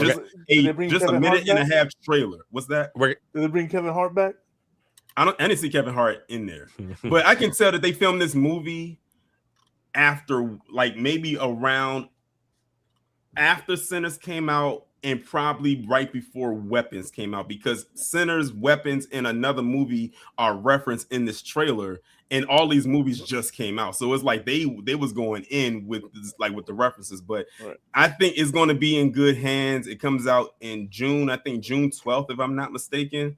So I definitely will be going to watch that for sure.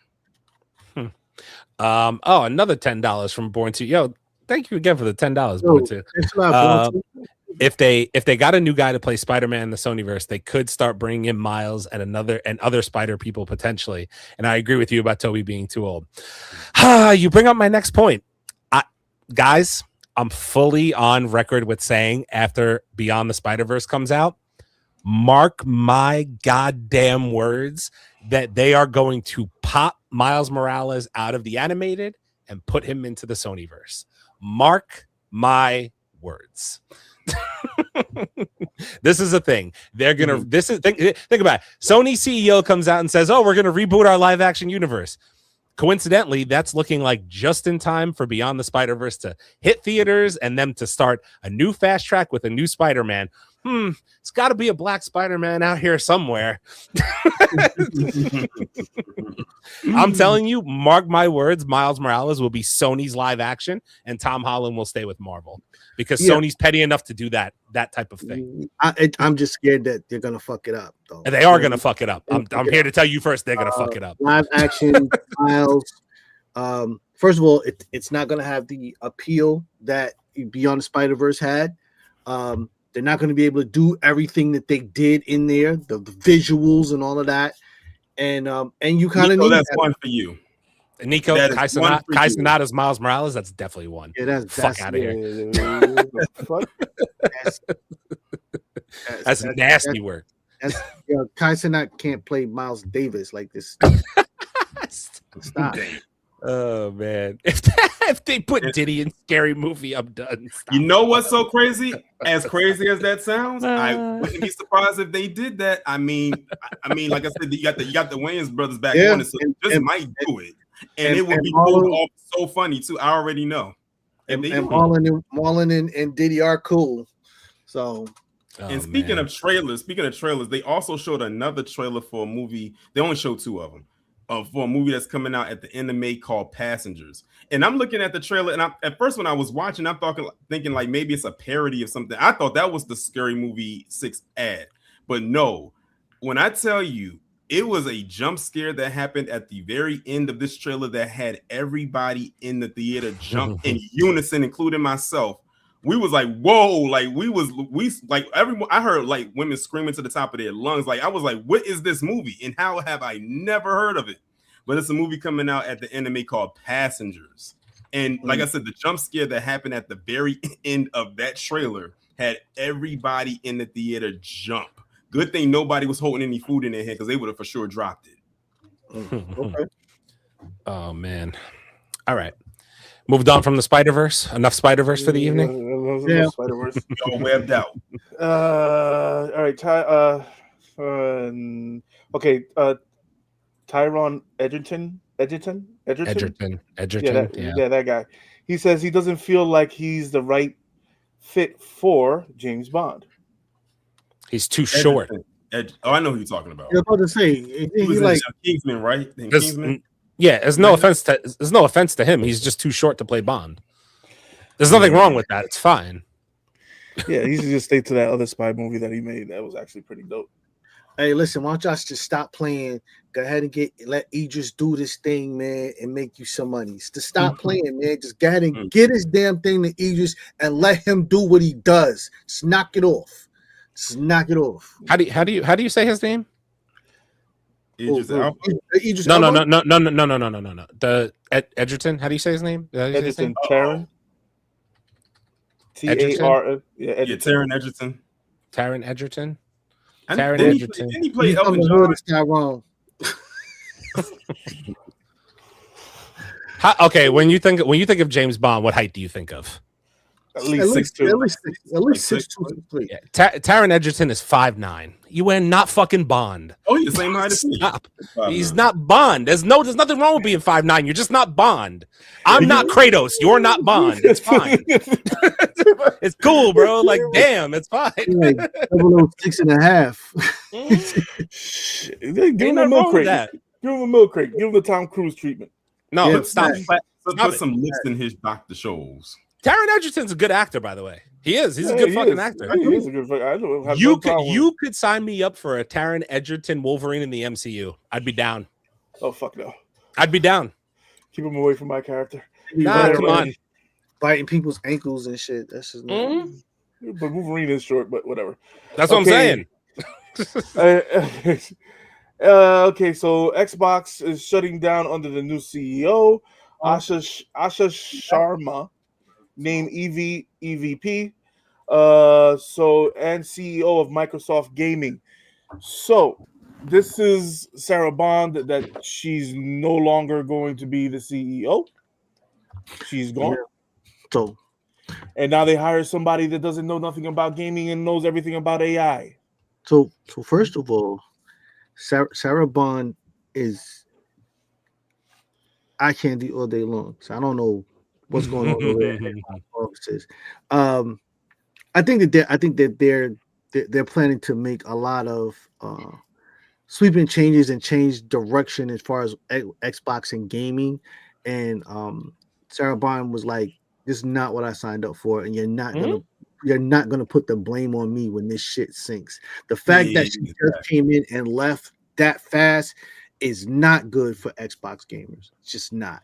She saw the writing on the wall. She saw what they were gonna do, and she was like, "This is you're not gonna add that to my legacy. You can do that and too." they're also saying that that Xbox is sunsetting already, with all the bad press and all the bad news that's been going around. There's Xbox years ago. Yeah, so Xbox is done, bro. They're done. Remember at one time when they had the new console wars, when it was PS2 and Xbox, and then GameCube came along the way. I miss those days. That's back when I feel like there was like the Earth was on its axis and not on its ass. Yeah, that's very true. Yeah, fucking them G14 days. The console wars were the best thing, boy. They were. I said the kids today have no idea what them console wars were like. It was a big deal back then. That started because of this yes. shit, man. Come on. People camping. Listen, people camping out at midnight waiting for GameStop or Funkoland to open up so they can get the game. And they made a big deal on the news. The first person to buy a PS2, the first person to buy an Xbox ever in the that was a big deal back then. It was. But now, nah. No. Get them off the back of a truck. All right. An official AAA TNMT game with God of War style gameplay is in development. So, ladies and gentlemen, we are getting what we wanted. I'm down. Fucking down. Please. God of War style gameplay? Hell yes. Hell yes. Give me violence. Gratuitous violence. That could be cool. You will be getting gratuitous violence on September 15th. Ooh, is that in the news? got that news, Leo? Yo, yeah, Wolverine. Official release date, September 15th. Official release date. Leo, You will not understand. see me. You will not Understand. see me September 14th, 15th, 16th, and 17th. Leave me the hell alone. Understand this, Leo. When I first saw this on Instagram, you were the first person I thought of. I said, "Oh, let me hurry up and copy this and put this in the Discord and make sure Leo sees it." When I saw this, I was like, "Yeah." Okay, can I tell you something about the release date? Mm-hmm. What? Insomniac is very, very smart because they are releasing Wolverine 2 full months clear of Grand Theft Auto before. Mm-hmm. It had to So they will get 60 full days of people playing Wolverine until Grand Theft Auto comes out. That gives you a good enough window to sell the game, have people play it for X amount of time, make your money, and then because after that day, if it would have been any closer, if it would have been in the 30-ish day window, it would have faltered. Yeah, yeah, it would have been over. They're actually, I think they looked at it and said, GTA pushed back to November. September it is. We're gonna do it. I think they looked at it and were like, yep. And they also had to release it way ahead because people are gonna be going out to see one of the best movies that's coming out this year, that Street Fighter movie. That's one. That's definitely one. That is definitely one. You ain't sliding with that one. I couldn't even take myself seriously. That's why I saw it. Nah. That's one. I'm gonna watch that movie. I'm not gonna pay to watch it, but I'm gonna watch it. I'm gonna watch it. I just need to see Cody Rhodes, his doofy ass hair, and freaking. I want to see Andrew Schultz. Exactly. Andrew Schultz. I want to see him get fucking kicked through a fucking wall or something. Oh, come on, man. We all want to see 50, man. Stop playing. I want to. As Borog. I want to see who fucking Zeke this fro like that, man. Don't forget the tribal chief Akuma. Oh yeah. Well, that's one for you from Wendell. I'm just gonna give it to you because he's not here. I'm gonna give you his one. Also, 50 is fighting a whole different type of battle now. Nah, okay, listen. We're gonna just get this out the way real quick for everybody. Let me tell you something. 50 is living rent-free in the heads of the people that live at the Harris household. 3, they're out there. They can't get out the studio. They can't make enough videos. They all on. 50 has done nothing but put out a meme, and he's like, I'm done. You know what I'm saying? These dudes right now, tomorrow morning, gonna be a new video. Like, this is how 50 works. Like, bro, you're not going. And guess what? I don't care either way. Is that going to help me out some type of way? Because I don't give a damn. This is what I'm saying, though. Everybody's more invested in it than the people involved. But right now, like, T.I. is so emotionally pushed by it that, he's not even thinking, which I'm surprised at him because usually he, is very strategic himself. Fire, though. I'm sorry. I'm feeling that new all the tracks is fire. But his new one that just came that he just dropped is fucking fire. The third one's dope. The third one's dope. They're all dope. But no, I'm talking about the single. Before all the beef happened, the single before all this shit. Oh no, yeah. The new release joint he just did. Yeah, no, that's my joint right there. But I'm like, bro, you 50 is living rent free in the heads of these people, and they can't get it out. And meanwhile, he's not even responding. Which he kind of got that strategy from Jay-Z.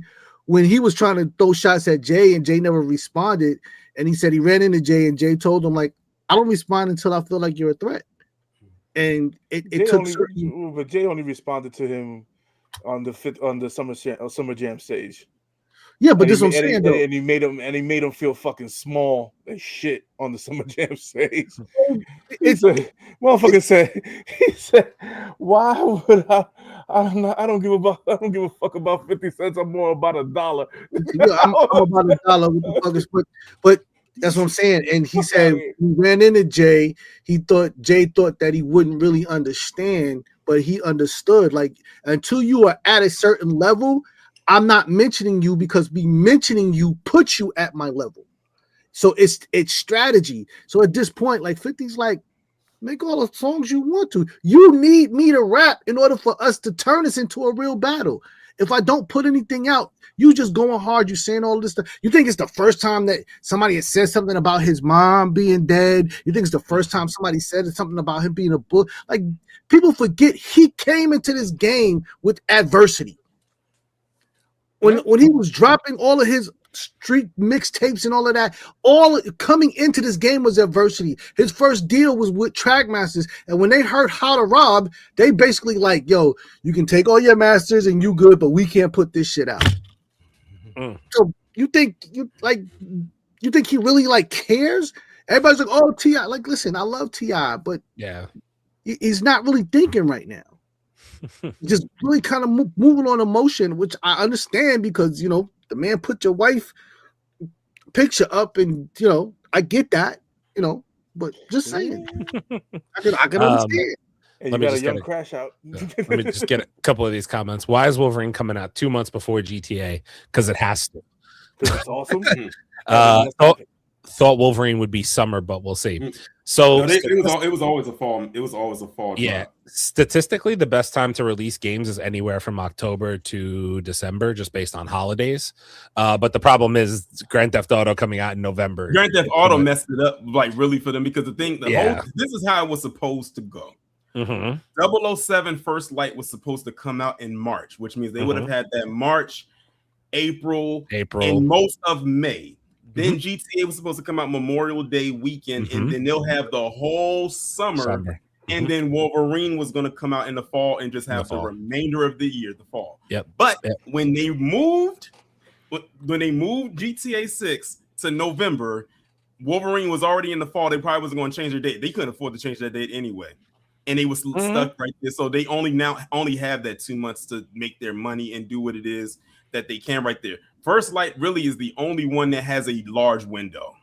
Yeah. Because now they have the summer months. Yeah. Very, very true.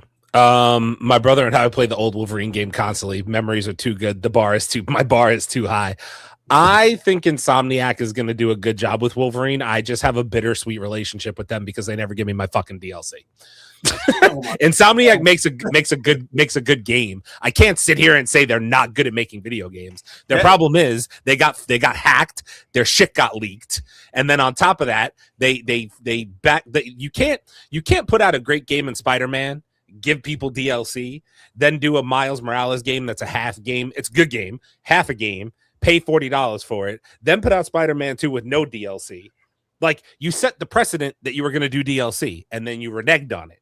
That's why I have beef with Insomniac. But I do not hate them as a gaming company. They make a great product at the end of the day. Wolverine game is going to go crazy. There's Sentinels, rumors of Daredevil. It's going to be fucking fire. Trust me, I'm here for it. It's going to be gas. But like, at the end of the day, I just wish they would have not set the precedent or set it ahead of time. Hey, guys, no DLC because we're going to do a Venom game.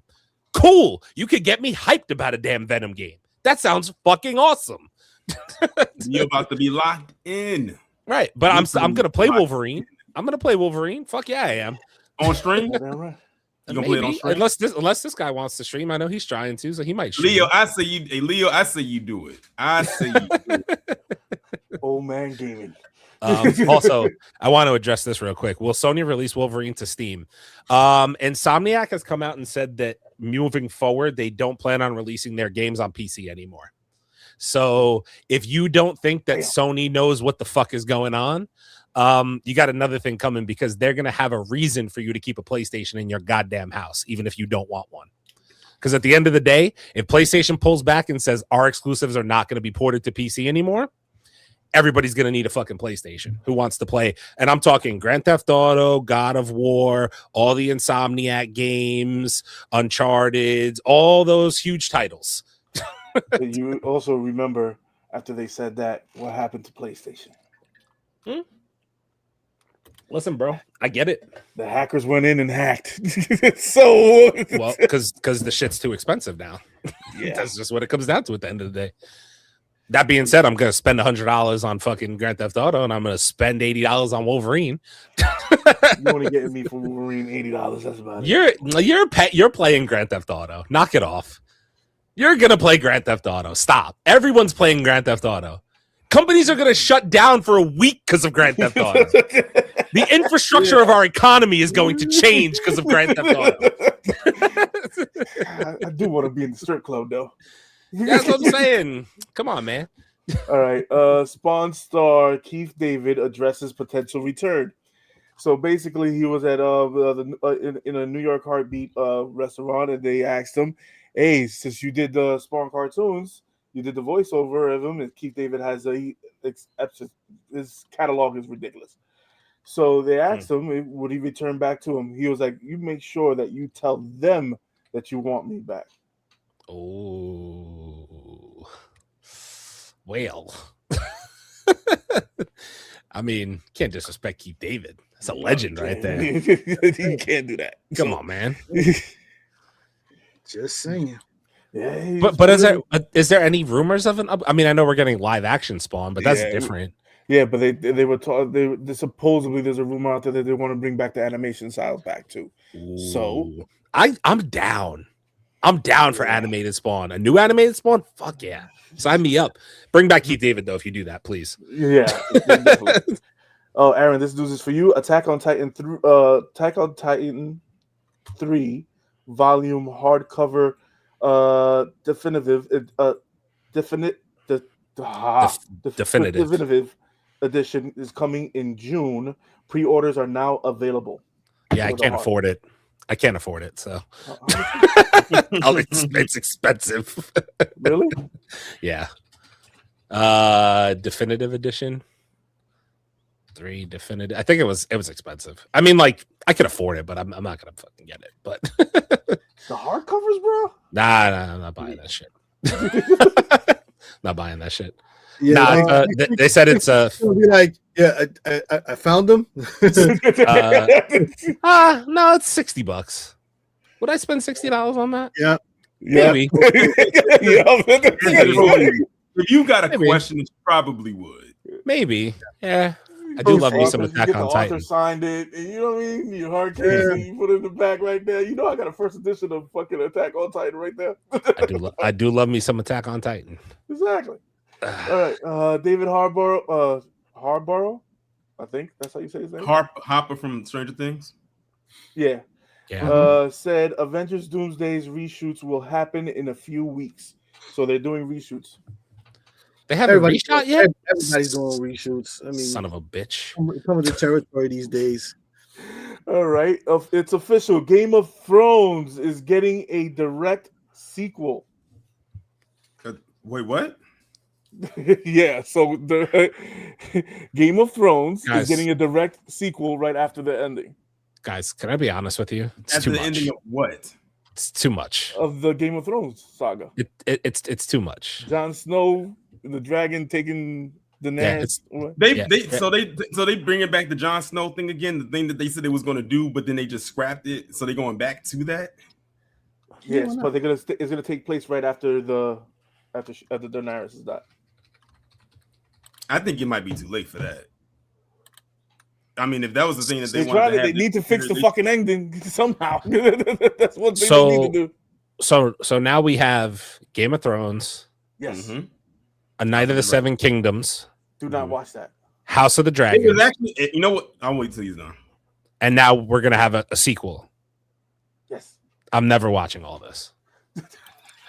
I'm never watching all of it. Never happening. You know what? After I would say around episode 3 of A Night of the Seven Kingdoms, it really picked up, and now I'm intrigued to see where the story is going to go now, especially with one of the main characters. What's that? Mm-hmm. Only episode 5 was good. That's it. Well, now we know it's 9 kingdoms instead of 7. Yes, I did. I did. We get okay. Now we know it's 9 kingdoms instead of 7. It is 9. The other 2 kingdoms must be ghetto as hell. They left them out. But still, it's like I'm like, okay, they're gonna do it. All right, fine. Fix the fucking ending to see what happens. You mean this ending that was season 8? Yeah. Hopefully. Woo, that was a rough season to get through. All right, so this is supposedly a sequel to an unfinished book series. Okay. I mean, not wrong. Not right. I was gonna say, you guys told me the other week that fucking the book's not even finished. How the fuck are we making sequels? Yeah, it's not. What are we doing? It's too much. Stop. It's too much. All right. Dave Bautista, John Bernthal, John Cena, and Terry Crews fan casting in Netflix Gears of War series. Fan casting? Fan casted them. Yeah, good luck with that. So basically, Gears of War would be what the fuck is that movie with Stallone? The movies with Stallone and what is it? Expendables. Expendables. So basically, Gears of War would be the Expendables. That's exactly what. Yeah. But I mean, like Gears is kind of like that to an extent. It just can't be as goofy. But like as soon as I think John Cena, I think goofy because he's a goofball. You know what I'm saying? Yeah. He's a profitable goofball. I love John Cena. I do. I love John Cena. He's a goofball. When I see him act, I think he's a goofball. That's all. He's cool. I love John Cena. Very and sad. Aaron, I don't know. Aaron, this is a random thought, but Aaron, I didn't know at first. I thought you had on a Kangol. No, it's a fitted. Yeah, no, it's the angle, like how the head angle, is like. I thought you had on a Kangol. I said, give Sam Jackson back his hat. No, I don't think they make Kangols in my size, bro. Yeah, I know the feeling. All right, Devil May Cry season 2 is coming out on Netflix May 12th. Got to add it to the content calendar. Did you say April? Did you say April? May. 12th. May. But my goddamn, I'm like, it's like, man, we about to hit over the head with so much content. What's that? We are so screwed. April, like late March through May. We are screwed. Because you guys think we're starting this weekend, bro. In July. What's this weekend? Monarch? Yeah. Oh, yeah. I'm not paying for Apple TV unless Apple gives it to me for free because I have an iPhone. I ain't watching it. I mean, you got to think about it, like I get you my account. You got to think. Yeah. When March, you got what's coming out in March? Invincible. Invincible, and I think Daredevil's the last week. Yeah. Then you got April. I can't even think of all the boys. The boys, Euphoria, Super Mario, Michael, Super Mario Bros. Michael, the Mummy, Lee Cronin's Mummy. There's so much stuff coming out. And then May you got Mortal Kombat 2. No. Mortal Kombat 2 got pushed to May 8th. Yeah. No, I thought it was pushed to September. It's coming out in May now. It's May 8th. It's coming out May 8th. Oh, I thought they pushed it. No, they had it. You know, the original date was October of last year, but then they bumped it to May 15th. But then they bumped it up to a week before to May 8th. So it's coming out May 8th. And in June, May is also Spider Noir. Yep. And then also and then First Light, the game First Light 007 comes out in May. Mm-hmm. Then you got, and then in June you got Toy Story 5, Scary Movie 6, Supergirl. In July, Brand New Day, Odyssey. I feel like I'm missing something. Moana for the kids. Literally March through like July is just it's packed. it's just everything. It's packed. Like they said, we're just gonna take everything that we was gonna release that we put on the back burner. We're just gonna dump it all this year. Like just get it out of here. Yeah, but this is what's gonna kill. This is what's gonna kill the movie tickets right now. AMC will reserve the best seats for its A-list and premiere members this year. I heard about that yesterday, and I said, "What the hell is going on?" So they're so you can't buy a ticket to the movie because if somebody's an A-lister, they get access to it. They can have that seat first. Right. Yep. And usually the best seat is going to be like right in the middle, maybe towards the back. It's definitely not going to be all the way to the front near the screen. Those are not the good seats. It's not going to be too far to the back either. It's going to be like right in that middle part right there. Where you can see everything. I'm just curious what defines a good seat because me personally, I like the back corner rows. I like to sit near the aisle. You know, I don't mind sitting in the center, but I prefer. So I don't. What's defining a good seat? And at the end of the day, if I go in there and I can't find a good seat because I'm not on your Stubbs thing, I'm gonna go somewhere else. A bad seat is the ones in the front row. Those are the worst seats when you gotta look. I see a lot of people sitting in those seats though. That's because that was the last resort, and he got the tickets. That's when is it supposed to start? It doesn't. It's supposed. Oh wait, it actually does. In another month. It's supposed to start soon. Let me see a reserved seat for Doomsday and see if there's not a fist fight in the parking lot. I promise you, I'll fight somebody. You will compromise and you will go watch Doom 3. No, I will put somebody in a headlock and they will give me their ticket. I'm already salty. I'm already salty about the Fantastic Four popcorn bucket. I'm waiting. I'm itching. Somebody gonna get it.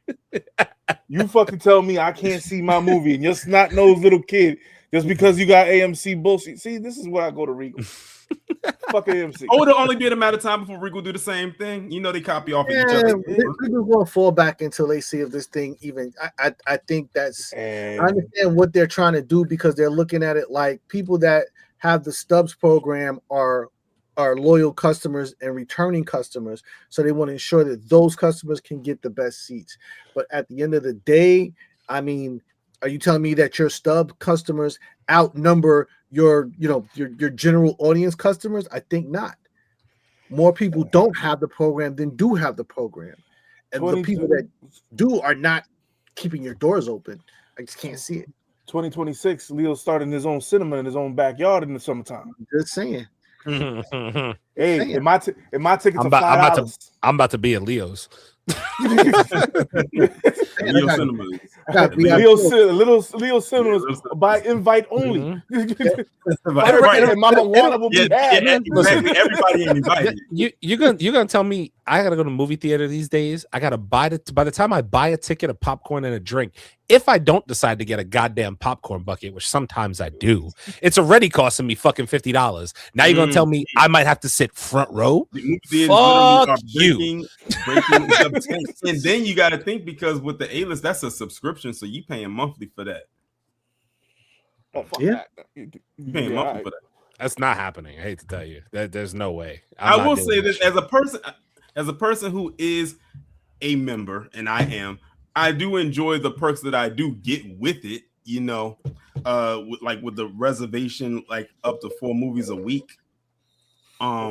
With the points added onto it, I can get maybe a discount. Like they'll knock stuff off, which is good to have, especially if you're getting stuff from the concessions. But take it from you and me, I'm the type of person that brings. I bring things in.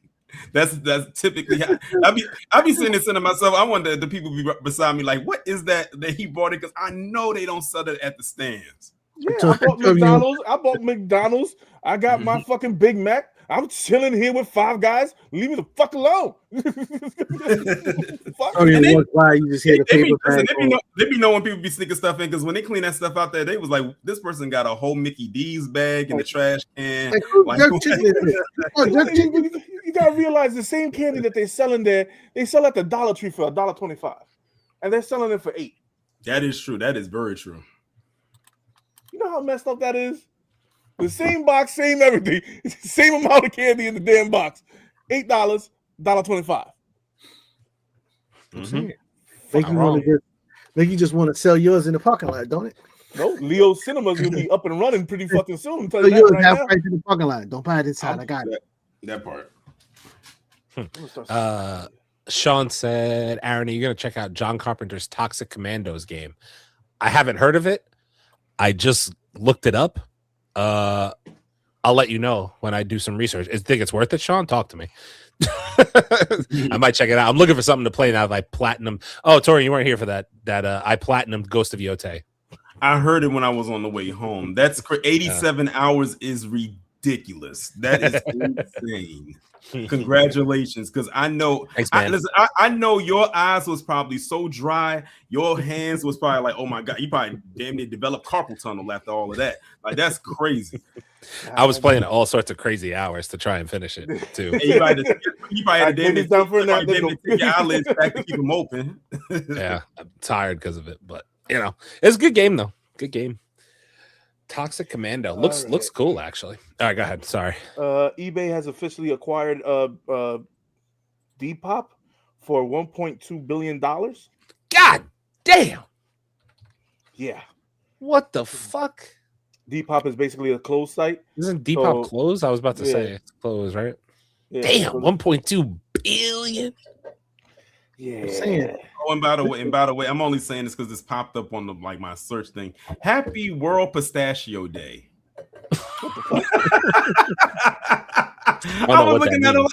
I don't know either. Like, listen, they got a day for everything, but it's literally something called World Pistachio Day. I happen to like pistachios, shell or unshelled. Fair. All right, here's my crash out of the day. Fist of the North Star reboot coming to Amazon Prime. Listen to me. No, is it a reboot? Really? Yeah, listen to me. Listen to me. Slow down, Kimosabi. Slow down. Slow down. You fuck up. You're fucking with my goddamn Voltron. I warned you a couple of weeks ago. Don't fuck with Fist of the North Star. Now you're doing that. They heard you. They heard the call. Listen to me. Oh damn! It is a reboot. You're about to piss off a lot of fucking people. You Warner fucked Brothers this up. Japan. And Leo's name is a lot of fucking people. I'm telling you. I think that's like Leo's favorite anime. Listen, that's a lot of people famous anime. Yeah. Like you have to realize Fist of the North Star is one of those entry level points into this thing. Yeah. It is a cult favorite and an old ass movie at that. But it's one of the first where you get the glow in this motherfucker. Yo, slow down. Dragon Ball took their shit and then let's make it motherfuckers scream. Yeah, let's do it like they do it. Listen, you better know you making this fucking reboot. That's what I'm saying. Better know what you're doing. Just saying. You're fucking with Voltron, and now you're fucking with you. So now I feel threatened. Okay. I'm telling you right now. So ask it. Prime came out and said they're trying to compete to be the anime, the anime spot. Mm-hmm. So they're doing Fist of the North Star. They're also redoing Ghost in a Shell. Yes. That movie was horrible. Like, here's my thing though, right? Like, is it weird that at this point, like, I kind of fucking trust Amazon because at least Amazon will do violence. Like, Amazon does violence. Say what it does. They do violence, bro. Like. So, you're not wrong, but this is not about them just doing violence. Yeah, I get it. The Fist of the North Star is a cult classic. I get it. Akira, like there's certain movies that just you shouldn't fucking touch. Leave them the fuck alone. Like, you should have to get like a petition signed by like 1.5 million people that agree to let you do this before you do it. You can't just decide to go touch that. Like, but what if it slaps? I feel like this is the Amazon. Are you on Amazon payroll? I don't listen. No. Here's no. Hear me out. Here's what I'll say though, right? Because I haven't watched Fist of the North Star. I can't sit here and tell you, I understand what you're saying though. It's a cult classic. Totally fucking get it. But the thing is, I'm willing to give somebody a benefit of the doubt until they show me otherwise. You get what I'm saying? So like if Amazon comes, so here's the thing. Fist of the North Star is supposed to come out at the end of the year. Ghost in the Shell is supposed to come out in July. My opinion, you watch Ghost in the Shell. If it's not bad, that gives you hope that Fist of the North Star won't be bad. Right or wrong? Give them the benefit of the doubt. I haven't seen an original from Amazon yet telling me that the anime is going to be bad.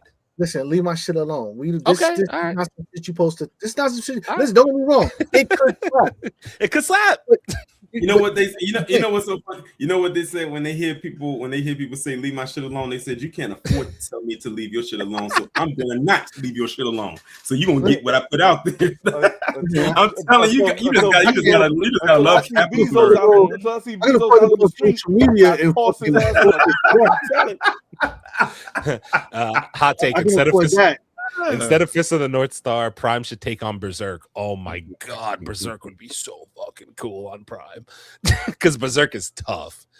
Oh man, that would be cool. I don't know. Like, listen, I'm good now that you've brought this to my radar. I'm gonna watch Fist of the North Star when it comes out on Amazon, and then I'm gonna go back and watch the old one and compare the two. You don't start with the garbage and go to the prime rib. But why not? I got to compare the two, right? So you start with the prime rib, and then you end up with fucking All right. Benny's. All right, maybe I'll watch Fist of the North Star. Maybe I'll check it out. And they're fucking bringing back. But this is just they're putting it out on Blu-ray. Ninja Scroll is coming back out on Blu-ray. If you guys haven't heard about that, I heard so that. that's a good thing. Fucking remastering it, yes, not changing nothing in it. And I know if you fucking touch Ninja Scroll and you take out a scene because of these soft ass fucking kids nowadays, they're gonna do it. Mad. I'm gonna be fucking really mad when you remaster this shit. And I know you know what scene I'm talking about. So the nigga you fuck that scene up and you take that out of the fucking you remaster, you take it out. Bunch of bitches. Prepare. They're gonna do it. Fucking soft ass kids can't take fucking violence and you want to touch my shit. You fuck out of here. Goddamn Amazon. See, now I'm fucking pissed off. Shit. All right. Avengers Doomsday is fucking Spider-Man A Brand New Day will not be shown on IMAX. Huh? Yeah, neither of them is coming out in IMAX. It's confirmed. Why? Dune took Doomsday. They're not doing. They're taking the IMAX spot. That's so petty. They said, "Oh, you're not going to move? Fine, we're going to take all your IMAX screenings." Yeah. Brand New Day. I don't know though. I don't know why Brand New Day didn't get an IMAX release. No idea. I know Odyssey going to have IMAX. Listen, they going to listen. IMAX is going to bend that knee to Nolan. He going to get his IMAX screen no matter what. Yup. Bucky versus Sasha. All episodes now streaming on Netflix. Yeah, that came out today. Yeah, I gotta check that out at some point. Okay, let's see what else we got in here. I just realized on the back end they got Dolby. I'll just see it in Dolby. Mm-hmm. Dolby. Yeah, you're right. Okay, so in the TCG game, wait, hold on. Let me zoom in real quick because of my old eyes. The Son of Goku, the Son of Goku, the Awakening Power card sold. His highest price was sold for $5,900. One card. Leo, One card. I know Chase saw it. Did you see that fucking Funko Pop that sold the other day? Yo, oh yeah, the golden ticket Willy Wonka Funko Pop. Nuts! Holy shit, Taurean, $82,000 for one. It's a 2-pack, a golden ticket Willy Wonka Funko Pop. Ooh, $82,000. There was a bid for $114,000, and it got mommy and daddy's credit card got X'd. But mom, the winning bid was $82,600. I mean, they got the bulk of the money at the end of the day. Yeah.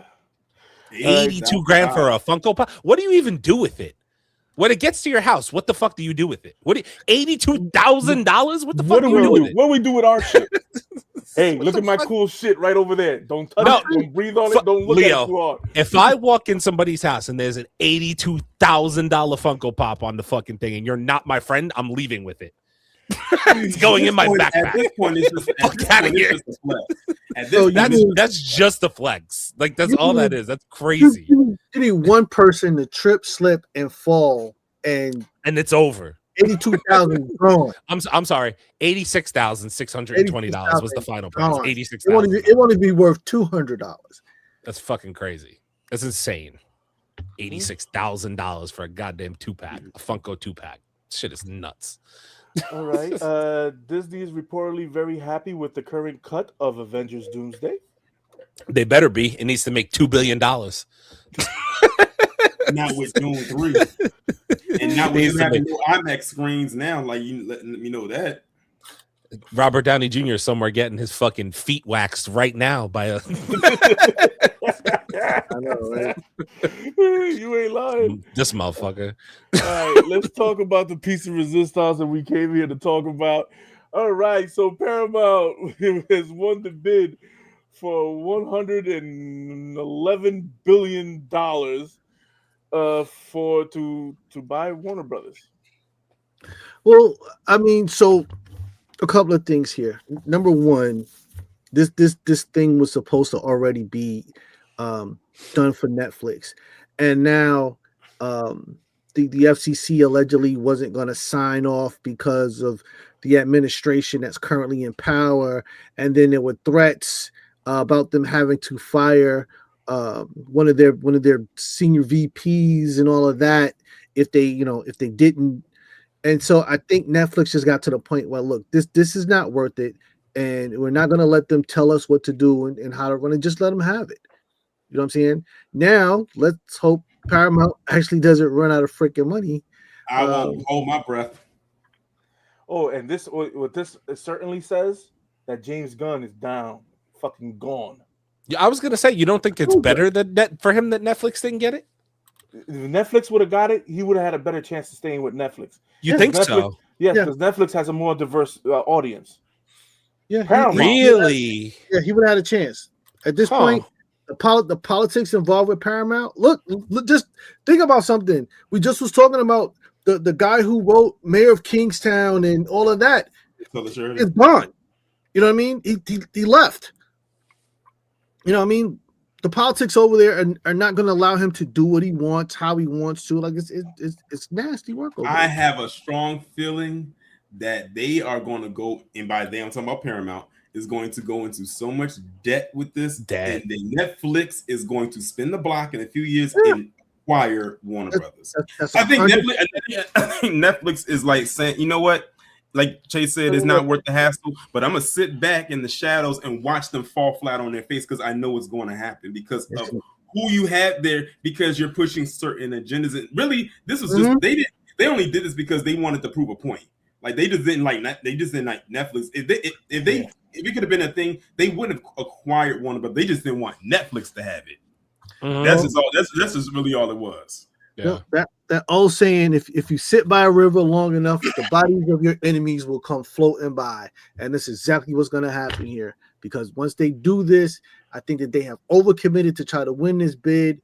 And now they won this bid, they got a lot to do. And they ain't ready for it. I don't know how the first thing is going to happen when Paramount buys this thing. Because you also got to realize Paramount, after this season 3s of all these shows, they're done.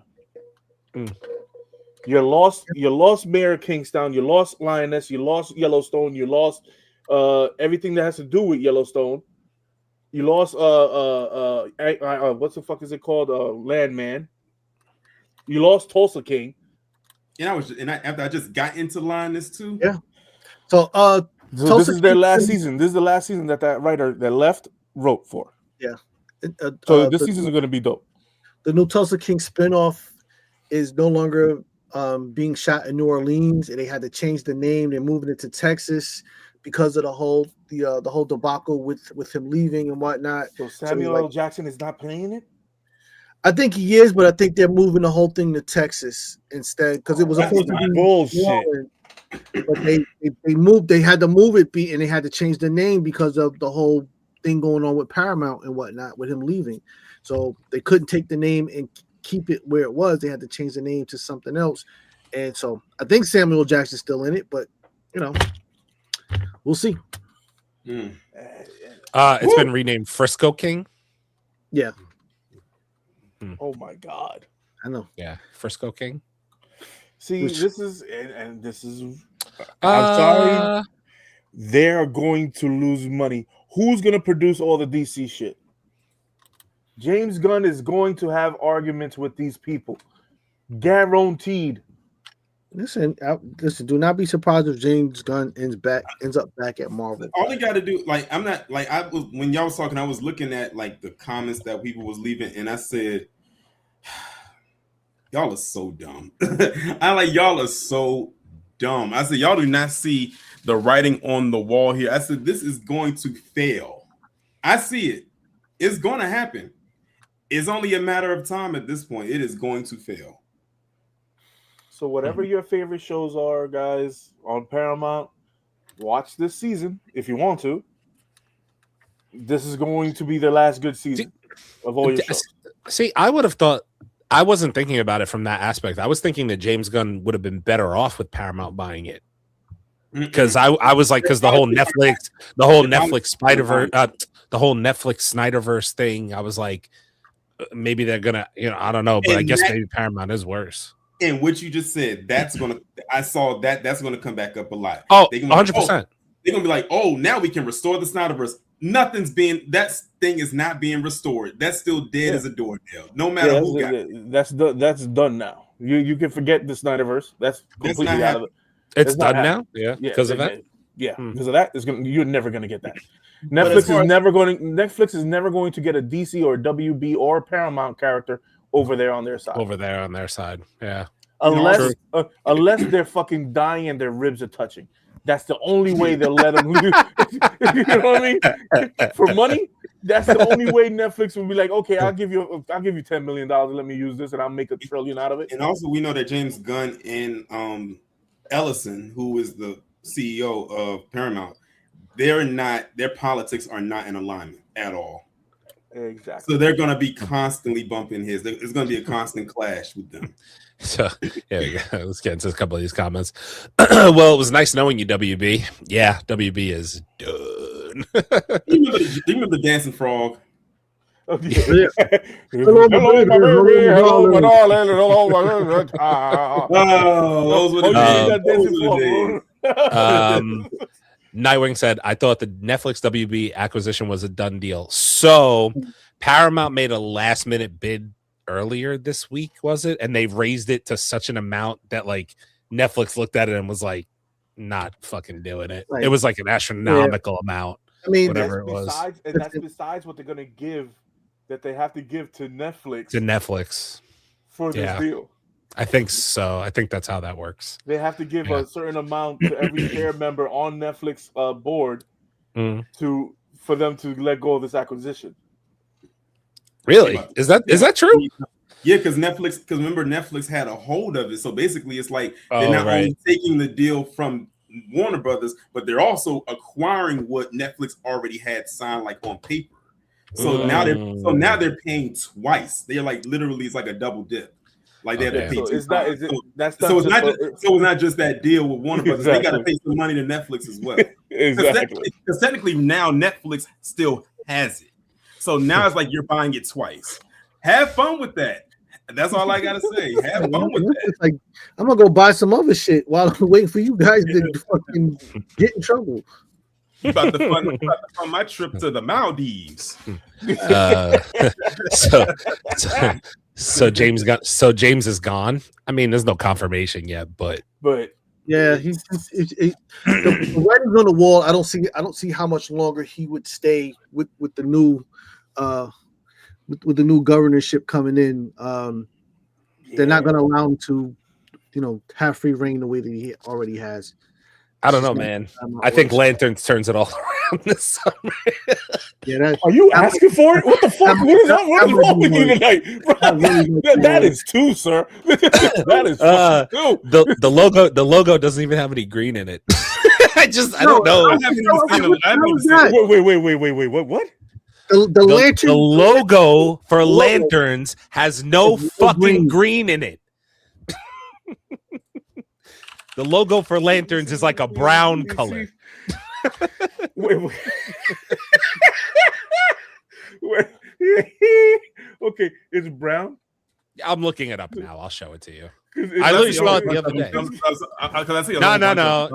No. You're seeing fan one's Taurean. I promise. I saw the shit the other day. The ones that people are making is not the one that it really is. All right, we need to get on this video right here when we clip it. We need to get that frog going across the fucking screen. Hello, my baby. Hello, my darling. Hello, my sweet child. Just fucking let that fucker run, because the only money that they're going to make with the WB because I know this acquisition now is going to move so fucking quick that by the end of next week they're already okay. We own all this shit. So once that happens, all the money that they're going to make is from basically Game of Thrones and House of Dragons. Somebody's going to realize that they paid too much for this muffler, and then they're going to be like, wait a minute. They didn't get no catalytic converter in this motherfucker. Somebody's going to realize that they went too far. They bought the car with no transmission.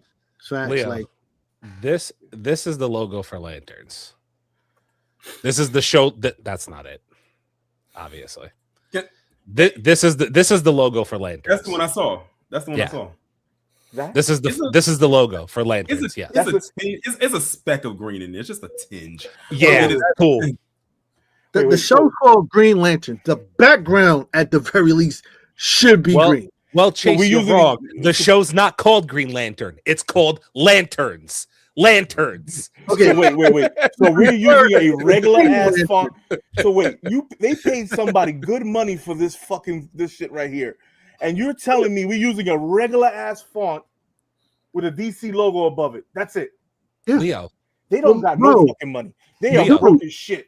I'm telling you, that's a $2,500 fucking thing. Hey, Leo, do you realize that these dudes are going to be sharing the fucking ring? They're sharing a ring. Sharing the ring. They're sharing a ring. Fentanyl.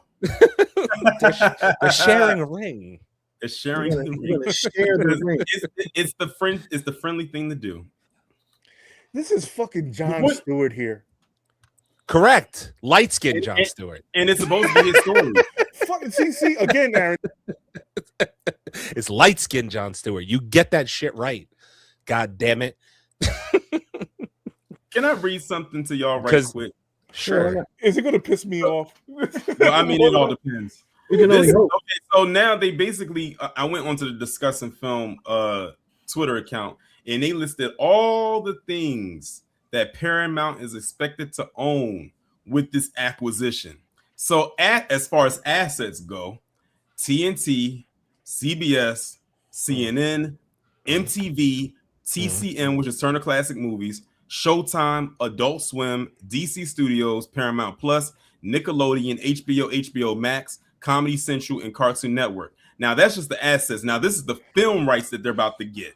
Star Trek, Gremlins, Beetlejuice, DC Comics, Tom and Jerry, Harry Potter, Citizen Kane, Transformers, A Quiet Place, Looney Tunes, The Conjuring, Mortal Kombat, Game of Thrones, Dora the Explorer, Mission Impossible, The Lord of the Rings, SpongeBob, Avatar: The Last Airbender, Teenage Mutant Ninja Turtles, Dune 3, Minecraft, and the whole Monsterverse.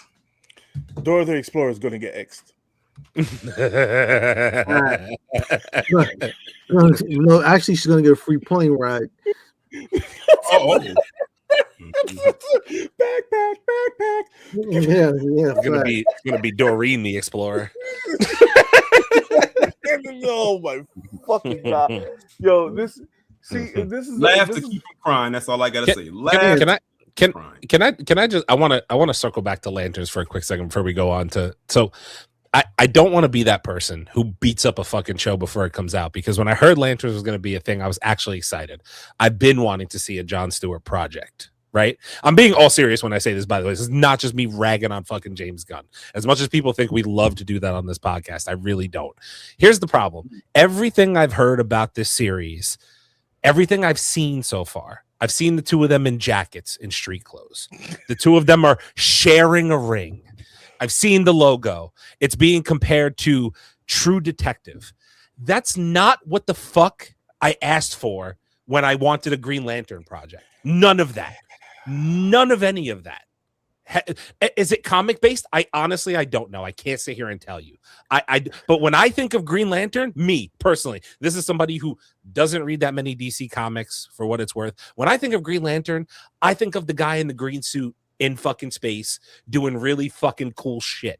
Not somebody wearing a bomber jacket on fucking planet Earth walking around with his buddy sharing a fucking ring.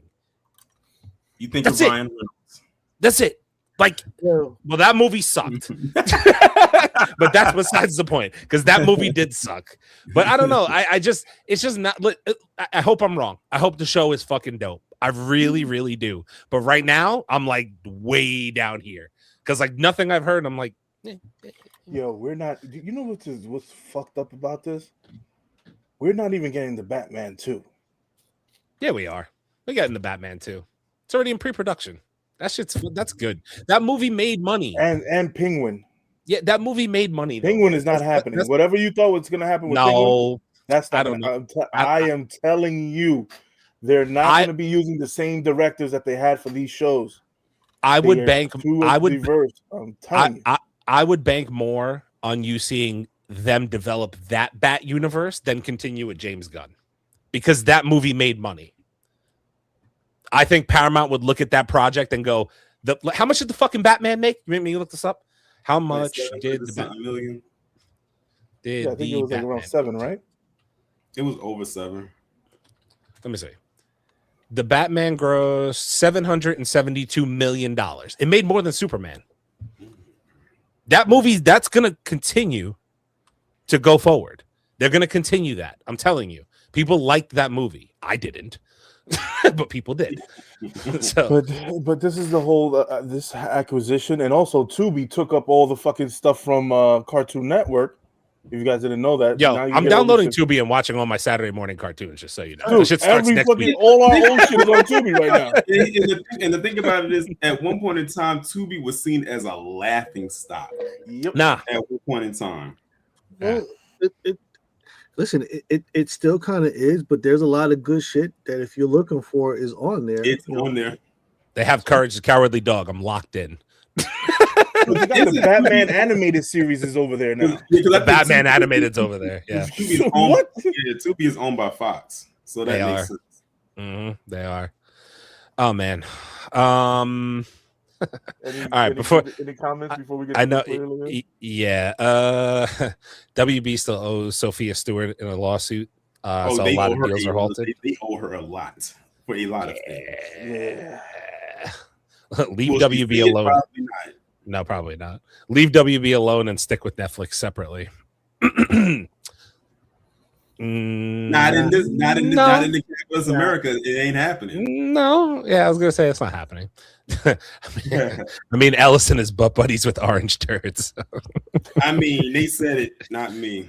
I mean, yeah, it is what it is. And sharing ring sounds gay. It does. I didn't want to be the guy. I didn't want to be the guy. And it also sounds unsanitary because you're wearing that ring and you got to pull you got your ring sweat. You're on and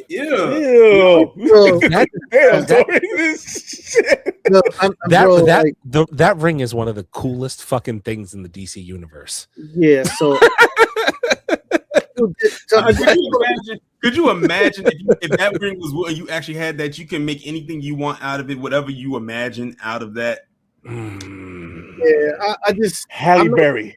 I'm not looking forward to the dialogue. Like I knew it was you're not Chase. You're not looking forward to the dialogue. No, like so it's like, yo, you coming from? Yo, can I get the ring today?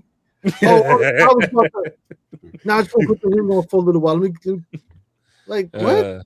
I wonder if the ring is. Imagine the ring isn't green. It's just like a black ring. I'm gonna turn it off. I'm gonna turn it off. I'm gonna straight turn it off. I'm not even watching. Yo, if I don't see the lantern for them to charge it, nah, they have to do the symbol at some point. Although the symbol's not in the thing either. So I don't know, bro. Listen, I'm gonna watch it. One episode. We're probably trolling all of you, and it's probably gonna be one of the best shows to come out this year. Taurean, I hope so. It could be. I dead seriously hope so. I hope I'm dead wrong. but T, you gotta realize one thing. Mm-hmm. This is Jon Stewart here. I know, and I feel the same way you feel. It's Jon Stewart. Light skinned Jon Stewart. That too. But they said hey, we got someone who has naturally green eyes. So that's one thing we could have saved on budget wise without having to give them content. The green-eyed I have a question before we do the trailer, because I know obviously we gotta get through the trailer and get out of here. Anybody want to talk about what happened at the BAFTA Awards, or like we just gonna leave that? Let's talk about that. I was actually going to bring it up, but still, I mean, we're here now, so let's go. So for those of you that don't know, if you've been living under a rock, during the BAFTA Awards, the gentleman, I'm gonna use that term loosely, on the right.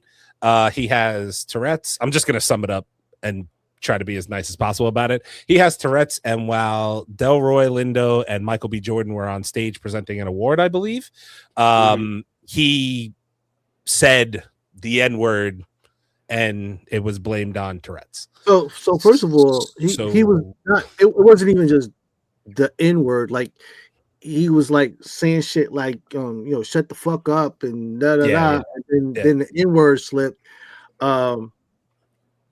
Yeah. So my whole thing was, who placed him there?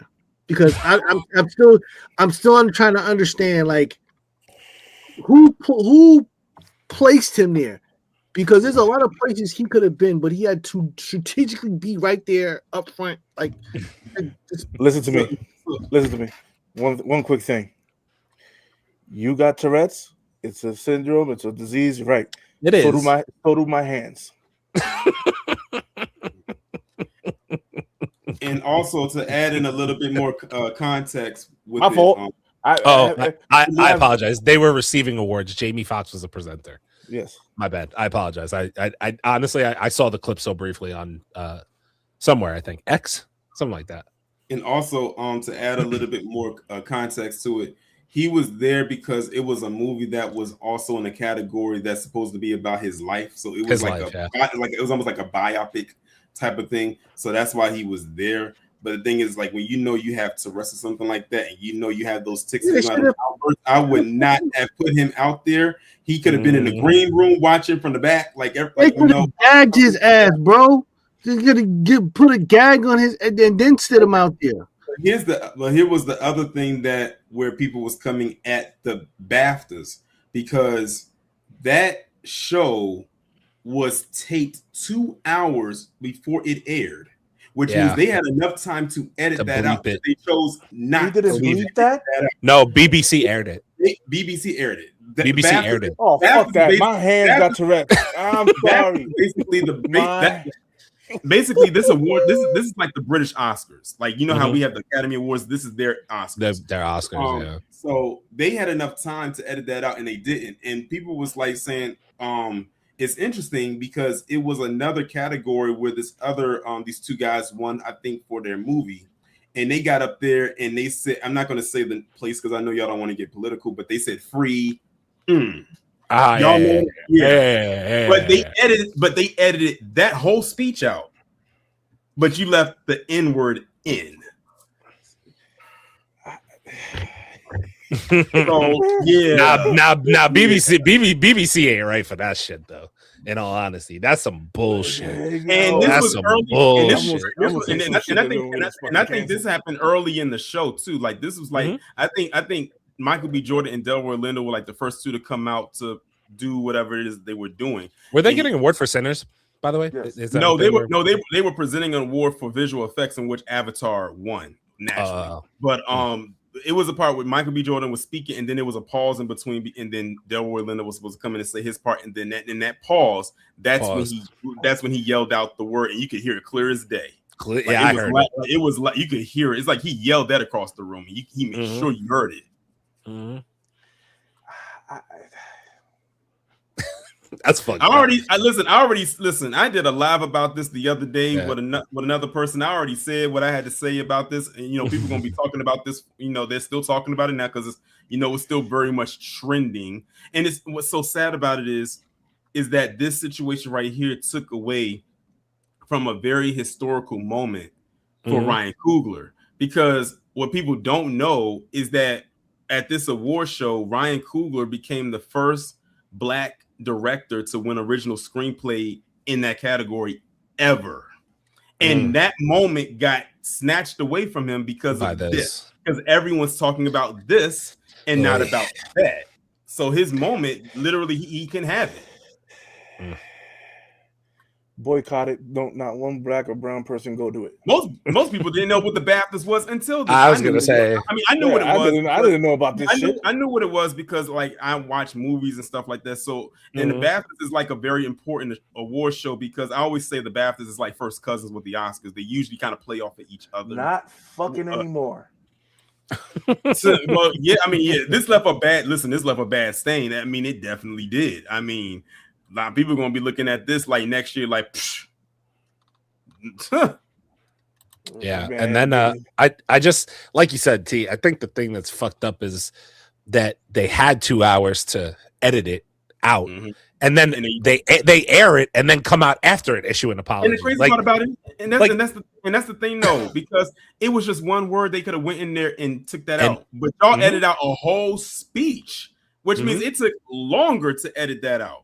You edited out a whole, like literally the only thing you really heard from the people that came up there and spoke for that speech was, they said thank you, and then they got off the stage.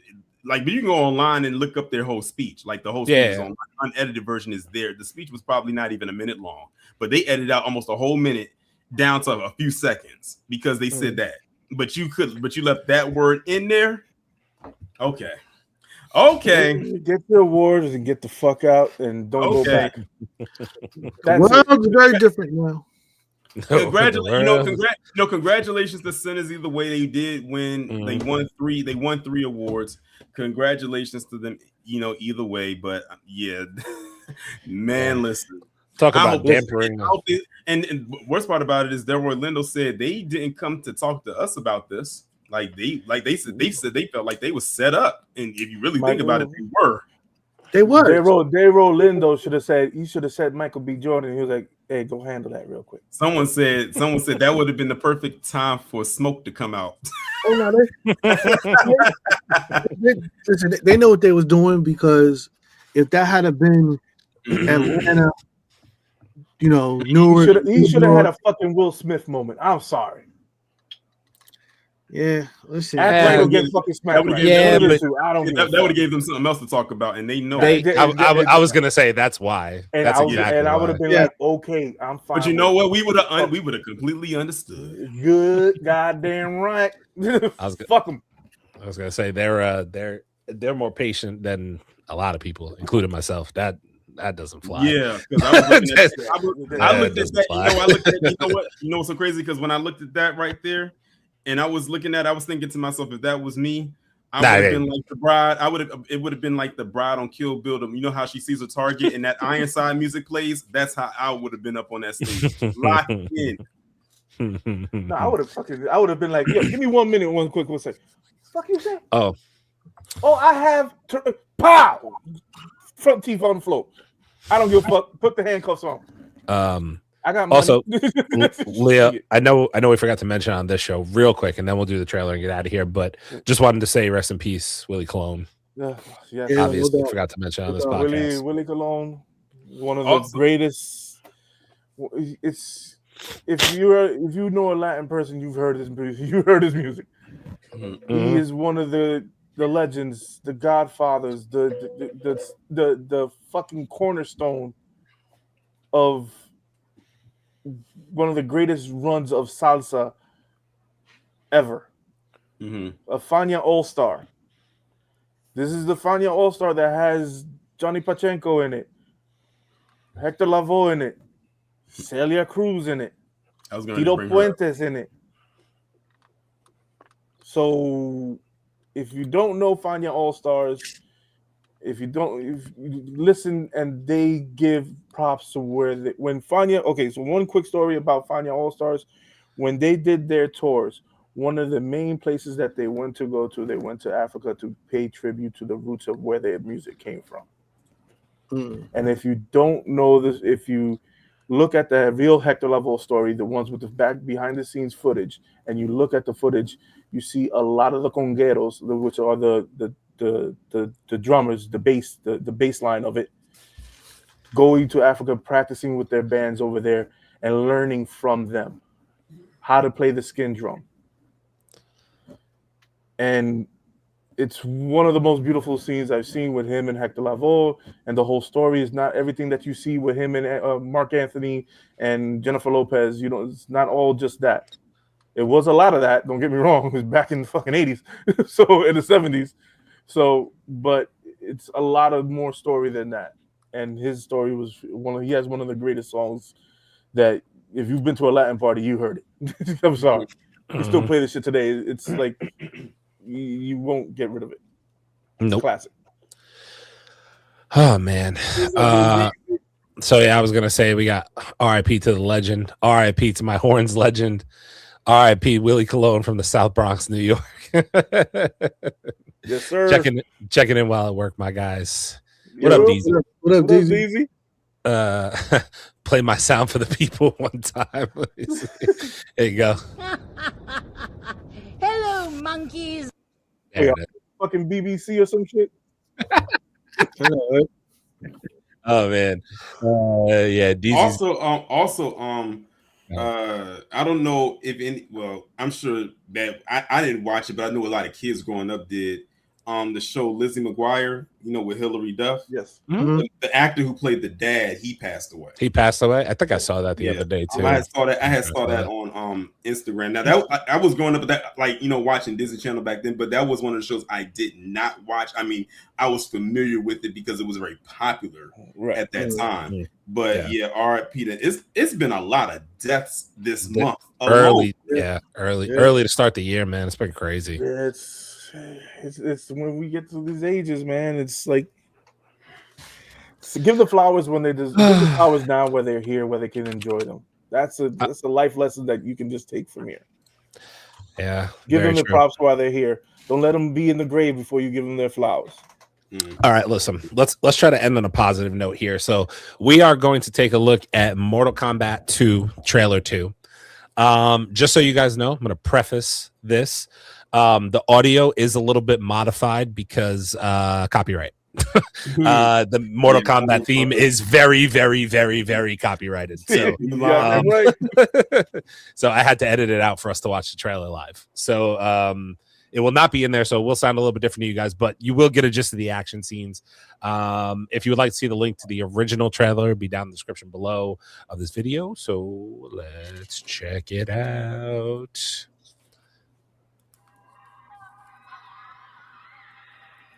You want to know what makes a hero? Is this motherfucker at a con? Yep. I think so. I think he was.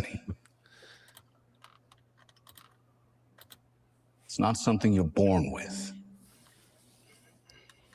It's searching for greatness.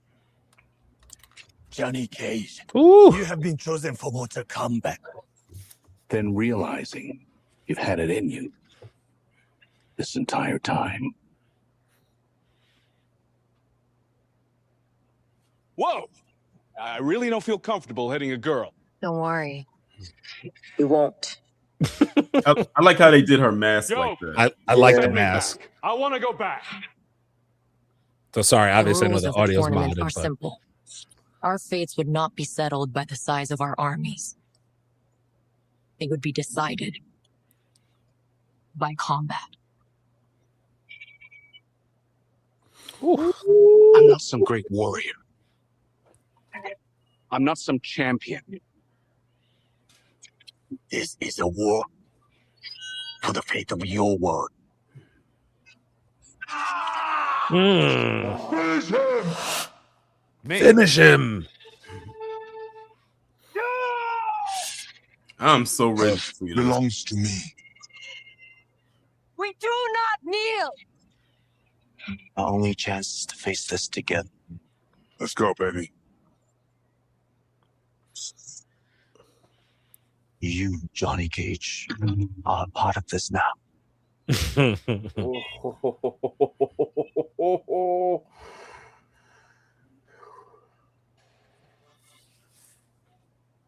showtime. Get over here! So obvious, as you guys can hear, there's Mortal Kombat music the playing. music in the background. Music's in the background, but I literally can't play it. Johnny Yeah, he looks crazy. die.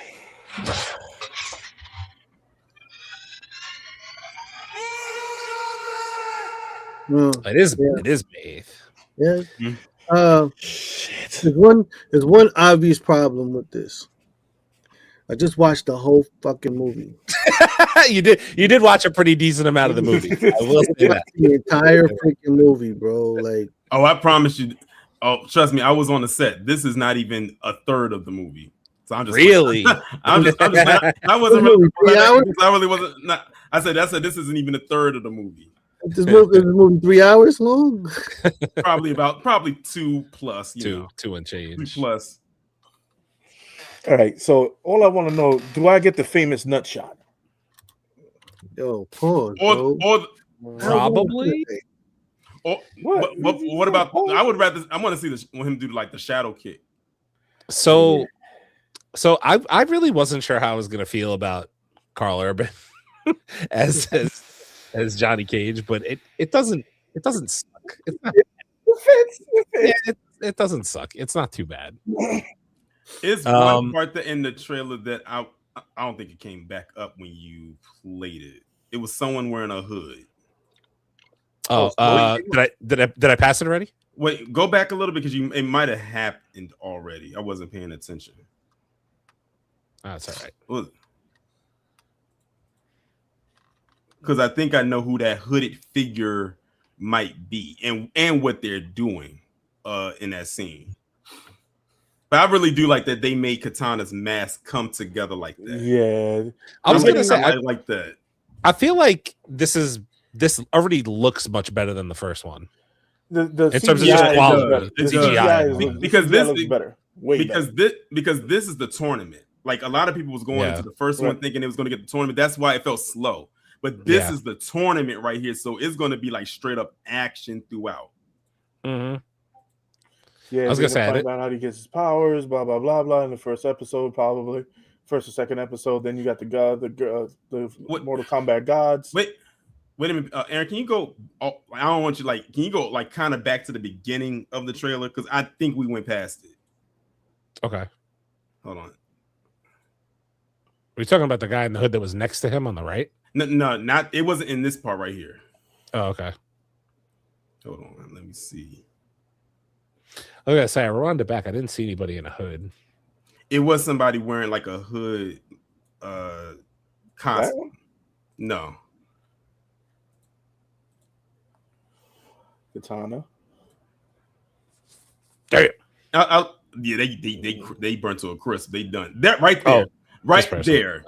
Okay. So online they're saying that this person wearing this hood is Quan Chi, and that he's resurrecting Sub-Zero to be Noob Saibot. That's what the consensus online is, that this is what is going on right here. But would it be if because Noob Saibot is in the movie because we see him in the trailer. And we know that Sub-Zero from the first movie he dies, but he gets brought back as Noob Saibot by Quan Chi. Yes. So that's what that is a part of that's the lore, what the theory is. That's what the theory is that's going on in that part right there. And the part right here, this is supposed to be Revenant Kung Lao. Kung Lao and fucking Liu Kang. That fight would be dope. That fight should be tough. He plays washed up Johnny, so it works. He does play washed up Johnny, so it's true.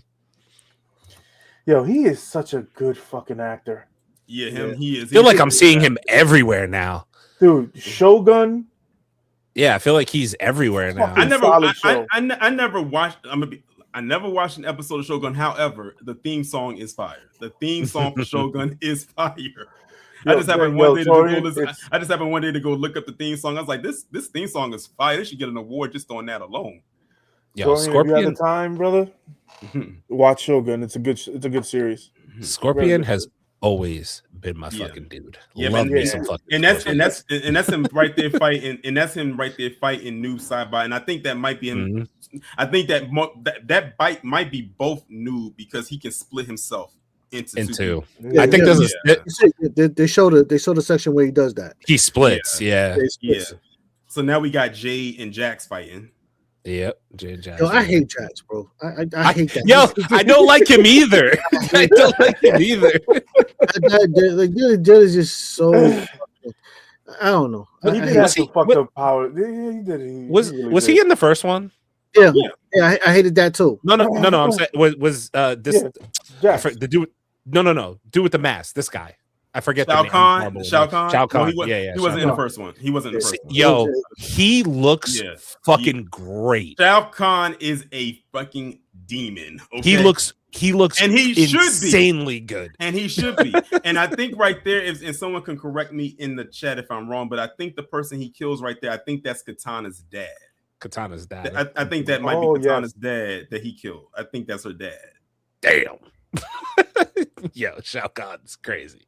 Because there's another scene in there where she's walking out with all the people like doing the clap or whatever, and she's holding his hand. So I think that might be her dad. This fight's gonna be good. This looks just out of the game, like that. It looks right out of the game. Right out of the game, like right out of the game. Yeah, it literally does.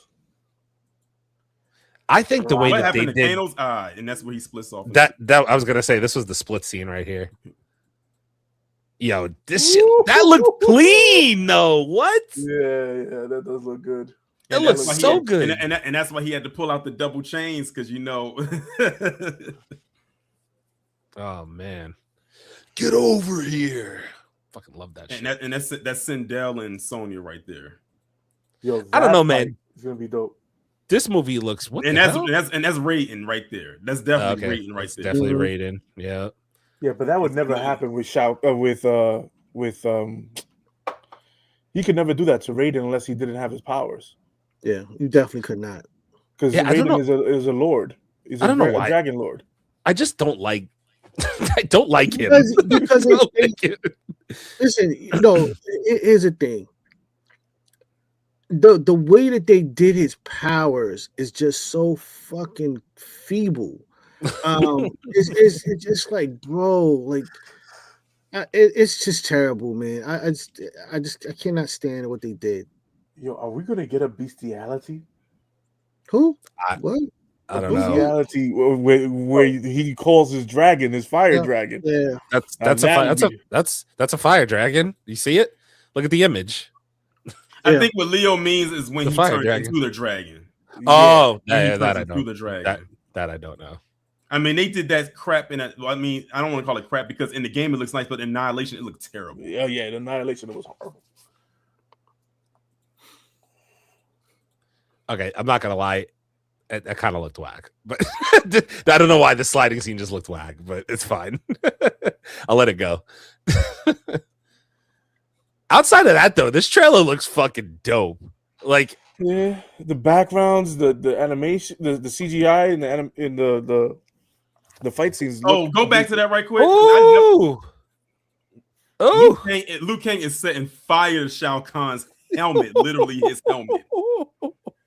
Ooh, it probably won't do much or nothing because that helmet is damn near indestructible. Yeah. Mm-hmm. Still a cool scene though. This already just looks 10 times better than the other one. The first one did. Yeah, because we don't have the old fucking Scorpion that fucking pussy. Get over here. You got a real Scorpion coming out. And that's when that's the part where he pulls one new sidebot out of the other. Out of the other. Oh, it's so tough. It's so tough. Yeah. I like that they did her fan move because that's a very famous move that Katana does in the games with the fan. I like that they did that. 100%. I don't know. This looks tough. Like I feel like I would go watch this in theaters. In all honesty, just to get the experience. Like I'm not even that big of a Mortal Kombat fan, but like it just looks well done. So I feel like I would pay money to see it. You know, fucking plus Baraka looks fucking dope too. He looks insane. He looks insane. They interviewed the actor who plays Baraka. Let me just put it this way: that's a guy you don't want to catch in an alley on a lit day, let alone a not so lit day. Really? That guy looks very intimidating in real life. So I can see why they casted him because he's perfect for this. Like they look like they snatched him straight out of Gold's Gym in the middle of a lift. You got a lot of Carl Urban on your screen, April to May, The Boys, Mortal Kombat. A lot of Carl Urban on even though you had to edit it down for copyright purposes, when they played the theme music right there, few seconds, that was so fire how they did that. I wish I could have given you guys the full effect, but unfortunately, copyright like that Mortal Kombat theme is so heavily copyrighted, they would have struck the channel. I couldn't do it. Otherwise, I would have been cool with it. But can't even hum that shit. No. I was getting ready to do it when that part came up. I was getting ready to do it. We were like, what the fuck? wait, did he just do it? Oh man. But I always said that Mortal Kombat had one of the most iconic movie themes ever. Like 100%. That opening, the opening of that first one when I was a kid, as my then 6-year-old self watching that as a kid, I almost lost it in that theater. You just say Mortal Kombat. Definitely looks better. The first one also had that Punkus golden arm dude who was whack. It's about Cole. It's about Cole. Yeah, that's what we were saying, Cole. Oh man.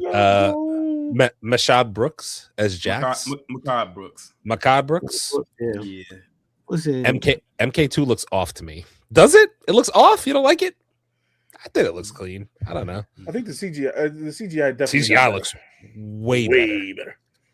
Yeah, Jax just sucks. I don't know. Jax just sucks. I don't like him. I never have. I didn't even like him in the game though. Because he didn't get good until like Mortal Kombat 4. Yeah, like the later games. Yeah. But the thing is, I will say that Jax had one of the best. What Mortal Kombat game was it when they had those storyline endings?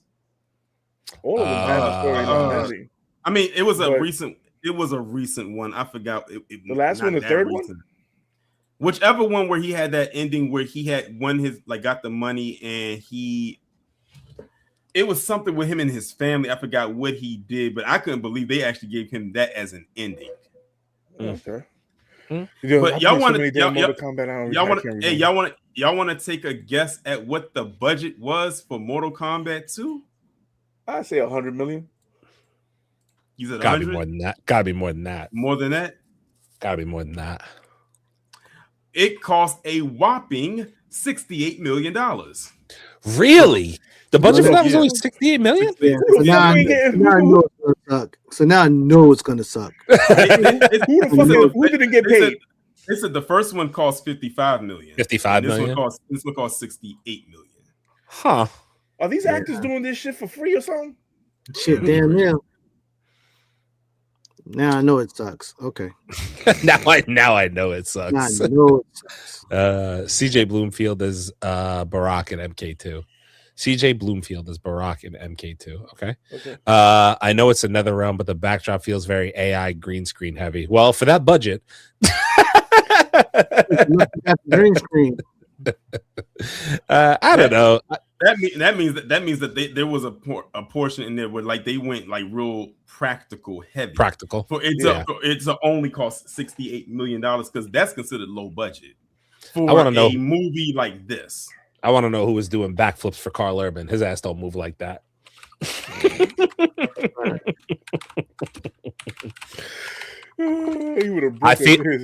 I feel like Street Fighter finna outdo it, Nico. I looked at the budget for Street Fighter, but they haven't disclosed it yet. They probably won't until it gets closer. To Street Fighter's budget is more alone just based on the cast. The cast alone is going to cost more money. Yeah, I can see that. You got all the names in there, bro. There's a ton of people that's a good point because I didn't think about that because when you look at the Mortal Kombat movie, it's not a lot of big names in there outside of Carl Urban. Yeah. And that's really it. And the actor who plays Scorpion. Yeah, the guy who plays. Scorpion. Those are probably the two bigger names in that movie. Everyone else is they're more like B-list, C-list. Yeah, I've never seen half of those people before. Yeah, that's the point, though. Think about the whole cast of Street Fighter. I'm not even just talking about the WWE guys. I'm talking about you guys said Eric Andre's in there, fucking Jason Momoa's in there, 50 Cent's in there. Just those names alone are your budget's gonna be higher. If you think 50 didn't come out of his house for anything less than $5 million, that's what I'm saying. They definitely got paid for that shit to play a shitty ass character. That movie's good. I bet you that movie makes some money. What, Street Fighter? Street Fighter. I bet you Street Fighter makes some money. It's going to make some money. It's not going to make all the money that it could make. It'll make more than whatever its budget is. Guess what movie's not going to be showing at Leo Cinema? Street Fighter. Goddamn right. Oh man. Would you rather go back and watch the 94 Street Fighter? You had to think about that. It's pretty bad. Pretty bad. Wait. That's the one with Van Damme, right? Yeah. I'll watch that 10 times over. Nah, that's crazy. That's crazy. What? That's definitely one, bro. That movie's awful. That movie's awful. Fuck no. And that's the crazy part. Even as a kid, I remember watching Street Fighter as a kid and not liking it then. And then the next year, Mortal Kombat came out, and I loved that one so much better. Oh man! All right, listen. That's a wrap for 208. Yes, Right. All right. Episode 208. We are outie, guys. We appreciate you hanging out with us. We hope you enjoyed everything we talked about tonight. I know there's a lot of Spider-Man stuff. We definitely did the trailer reaction, obviously. Listen, we'll catch you guys next week. We appreciate you hanging out with us. 209. Maybe a Spider-Man brand new day trailer next week. Sony, talk to me. God damn. Nah, I'm gonna say March 17th. That's my date now. They're gonna do us like the DLC, bro. With no trailer, imagine. No trailer. No trailer. Go see the movie or don't. Exactly. Fuck you. There you go. They say you will not see a trailer for a brand new day until the Odyssey comes out. Also, I wanted to put it on the radar for you guys. The four-year anniversary. Damn, we're old, long in the tooth. 4-year anniversary show live from the Man Cave. March. Damn it, dates. March 26th. March 26th. We will all be live in the Man Cave except Wendeezy, because he is in Texas. But we will all be there, hanging out, having a good time. Maybe some giveaways. Definitely going to be some good stuff. Be on the lookout. There'll be more information on what we're going to do for that show, obviously. Appreciate you guys hanging out today. Torian, tell people where to find you. You can find me over on Taurean Reloaded. My Scream 7 review will be going up tomorrow. Got a couple of live streams coming up this upcoming weekend and week for that matter.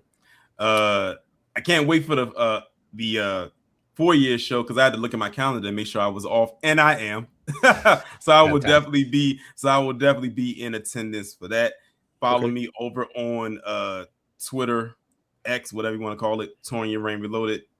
Also on Instagram, Torian_Rain, as well as on Threads, Torian_Rain, and join the Discord. But I'm telling you right now, your Leo will tell you too. Y'all bet not act up. You will be blocked. And I told people when I put it in my community tab, I said trolls will be blocked. Literally, it's in parentheses. So if you come over there with some nonsense, you will be blocked. And speaking of Discord, make sure y'all get in their Discord, the Man Cave 101 podcast Discord, and the Saturday show at 8:00, which I managed to catch for the first time last Saturday. And that was a good show too. I enjoyed it. I was sitting there I was like, this feels like Thursday, but it's just like straight. It's like a straight smooth line. Yeah. So for those who don't know, the Man Cave 101 podcast is waking up with you on 108 Soul. In the morning, Saturday mornings, you get your cereal, coffee, whatever. We're going to hit all the headlines, all the stuff going on in the world today. Going to have some more fun, obviously. So it's 108 Soul. You can go to the website, 108soul.com. 24 hours a day, 80s, 90s, 2000 hip-hop and R&B all day long, live mixes. Top New York DJs is on there. And, of course, now the Man Cave 101 podcast is on there Saturday mornings, waking your ass up for the weekend. That's what I'm talking about. And I'm just looking at the image right there, and I'm just, oh, never mind. I was going to say something, but then you press play. I was about to say DZ's looking at them like, why are they so loud? And then he started being loud. Man, that's true. When is it again? The live show will be March 26th is the 4-year anniversary show. Also, just to mention for the live show, I can already tell you now, besides whatever we come up with to do for the live show, that is the week that Daredevil Born Again Season 2 premieres, and will already be a week into Invincible Season 4. So for what it's worth, we'll definitely be covering those two things. So amongst whatever else nonsense we come up with. And there's also merch in the merch shop. Chase, let them know what's going on with the merch shop, bro. Oh, man, listen, mancave101.org is the merch shop. You already know what it is, man. Go in there. New stuff going up all the time. Spring edition is on the way. Talking to the art department. I still can't get Aaron in there. I don't know what that's about, but we know we're trying to work it out. But yeah, go through there. My big guys all the way up to 5'6" on it. We got all kinds of great stuff. New stuff going up all the time. So check it out. Just cop something, man. You know what I'm saying? You look good. My big guys, like I said, we got grown man sizes. So, you'll be looking good. All right? That's what's up. Absolutely. Also, Leo, drink before we go. I did that one.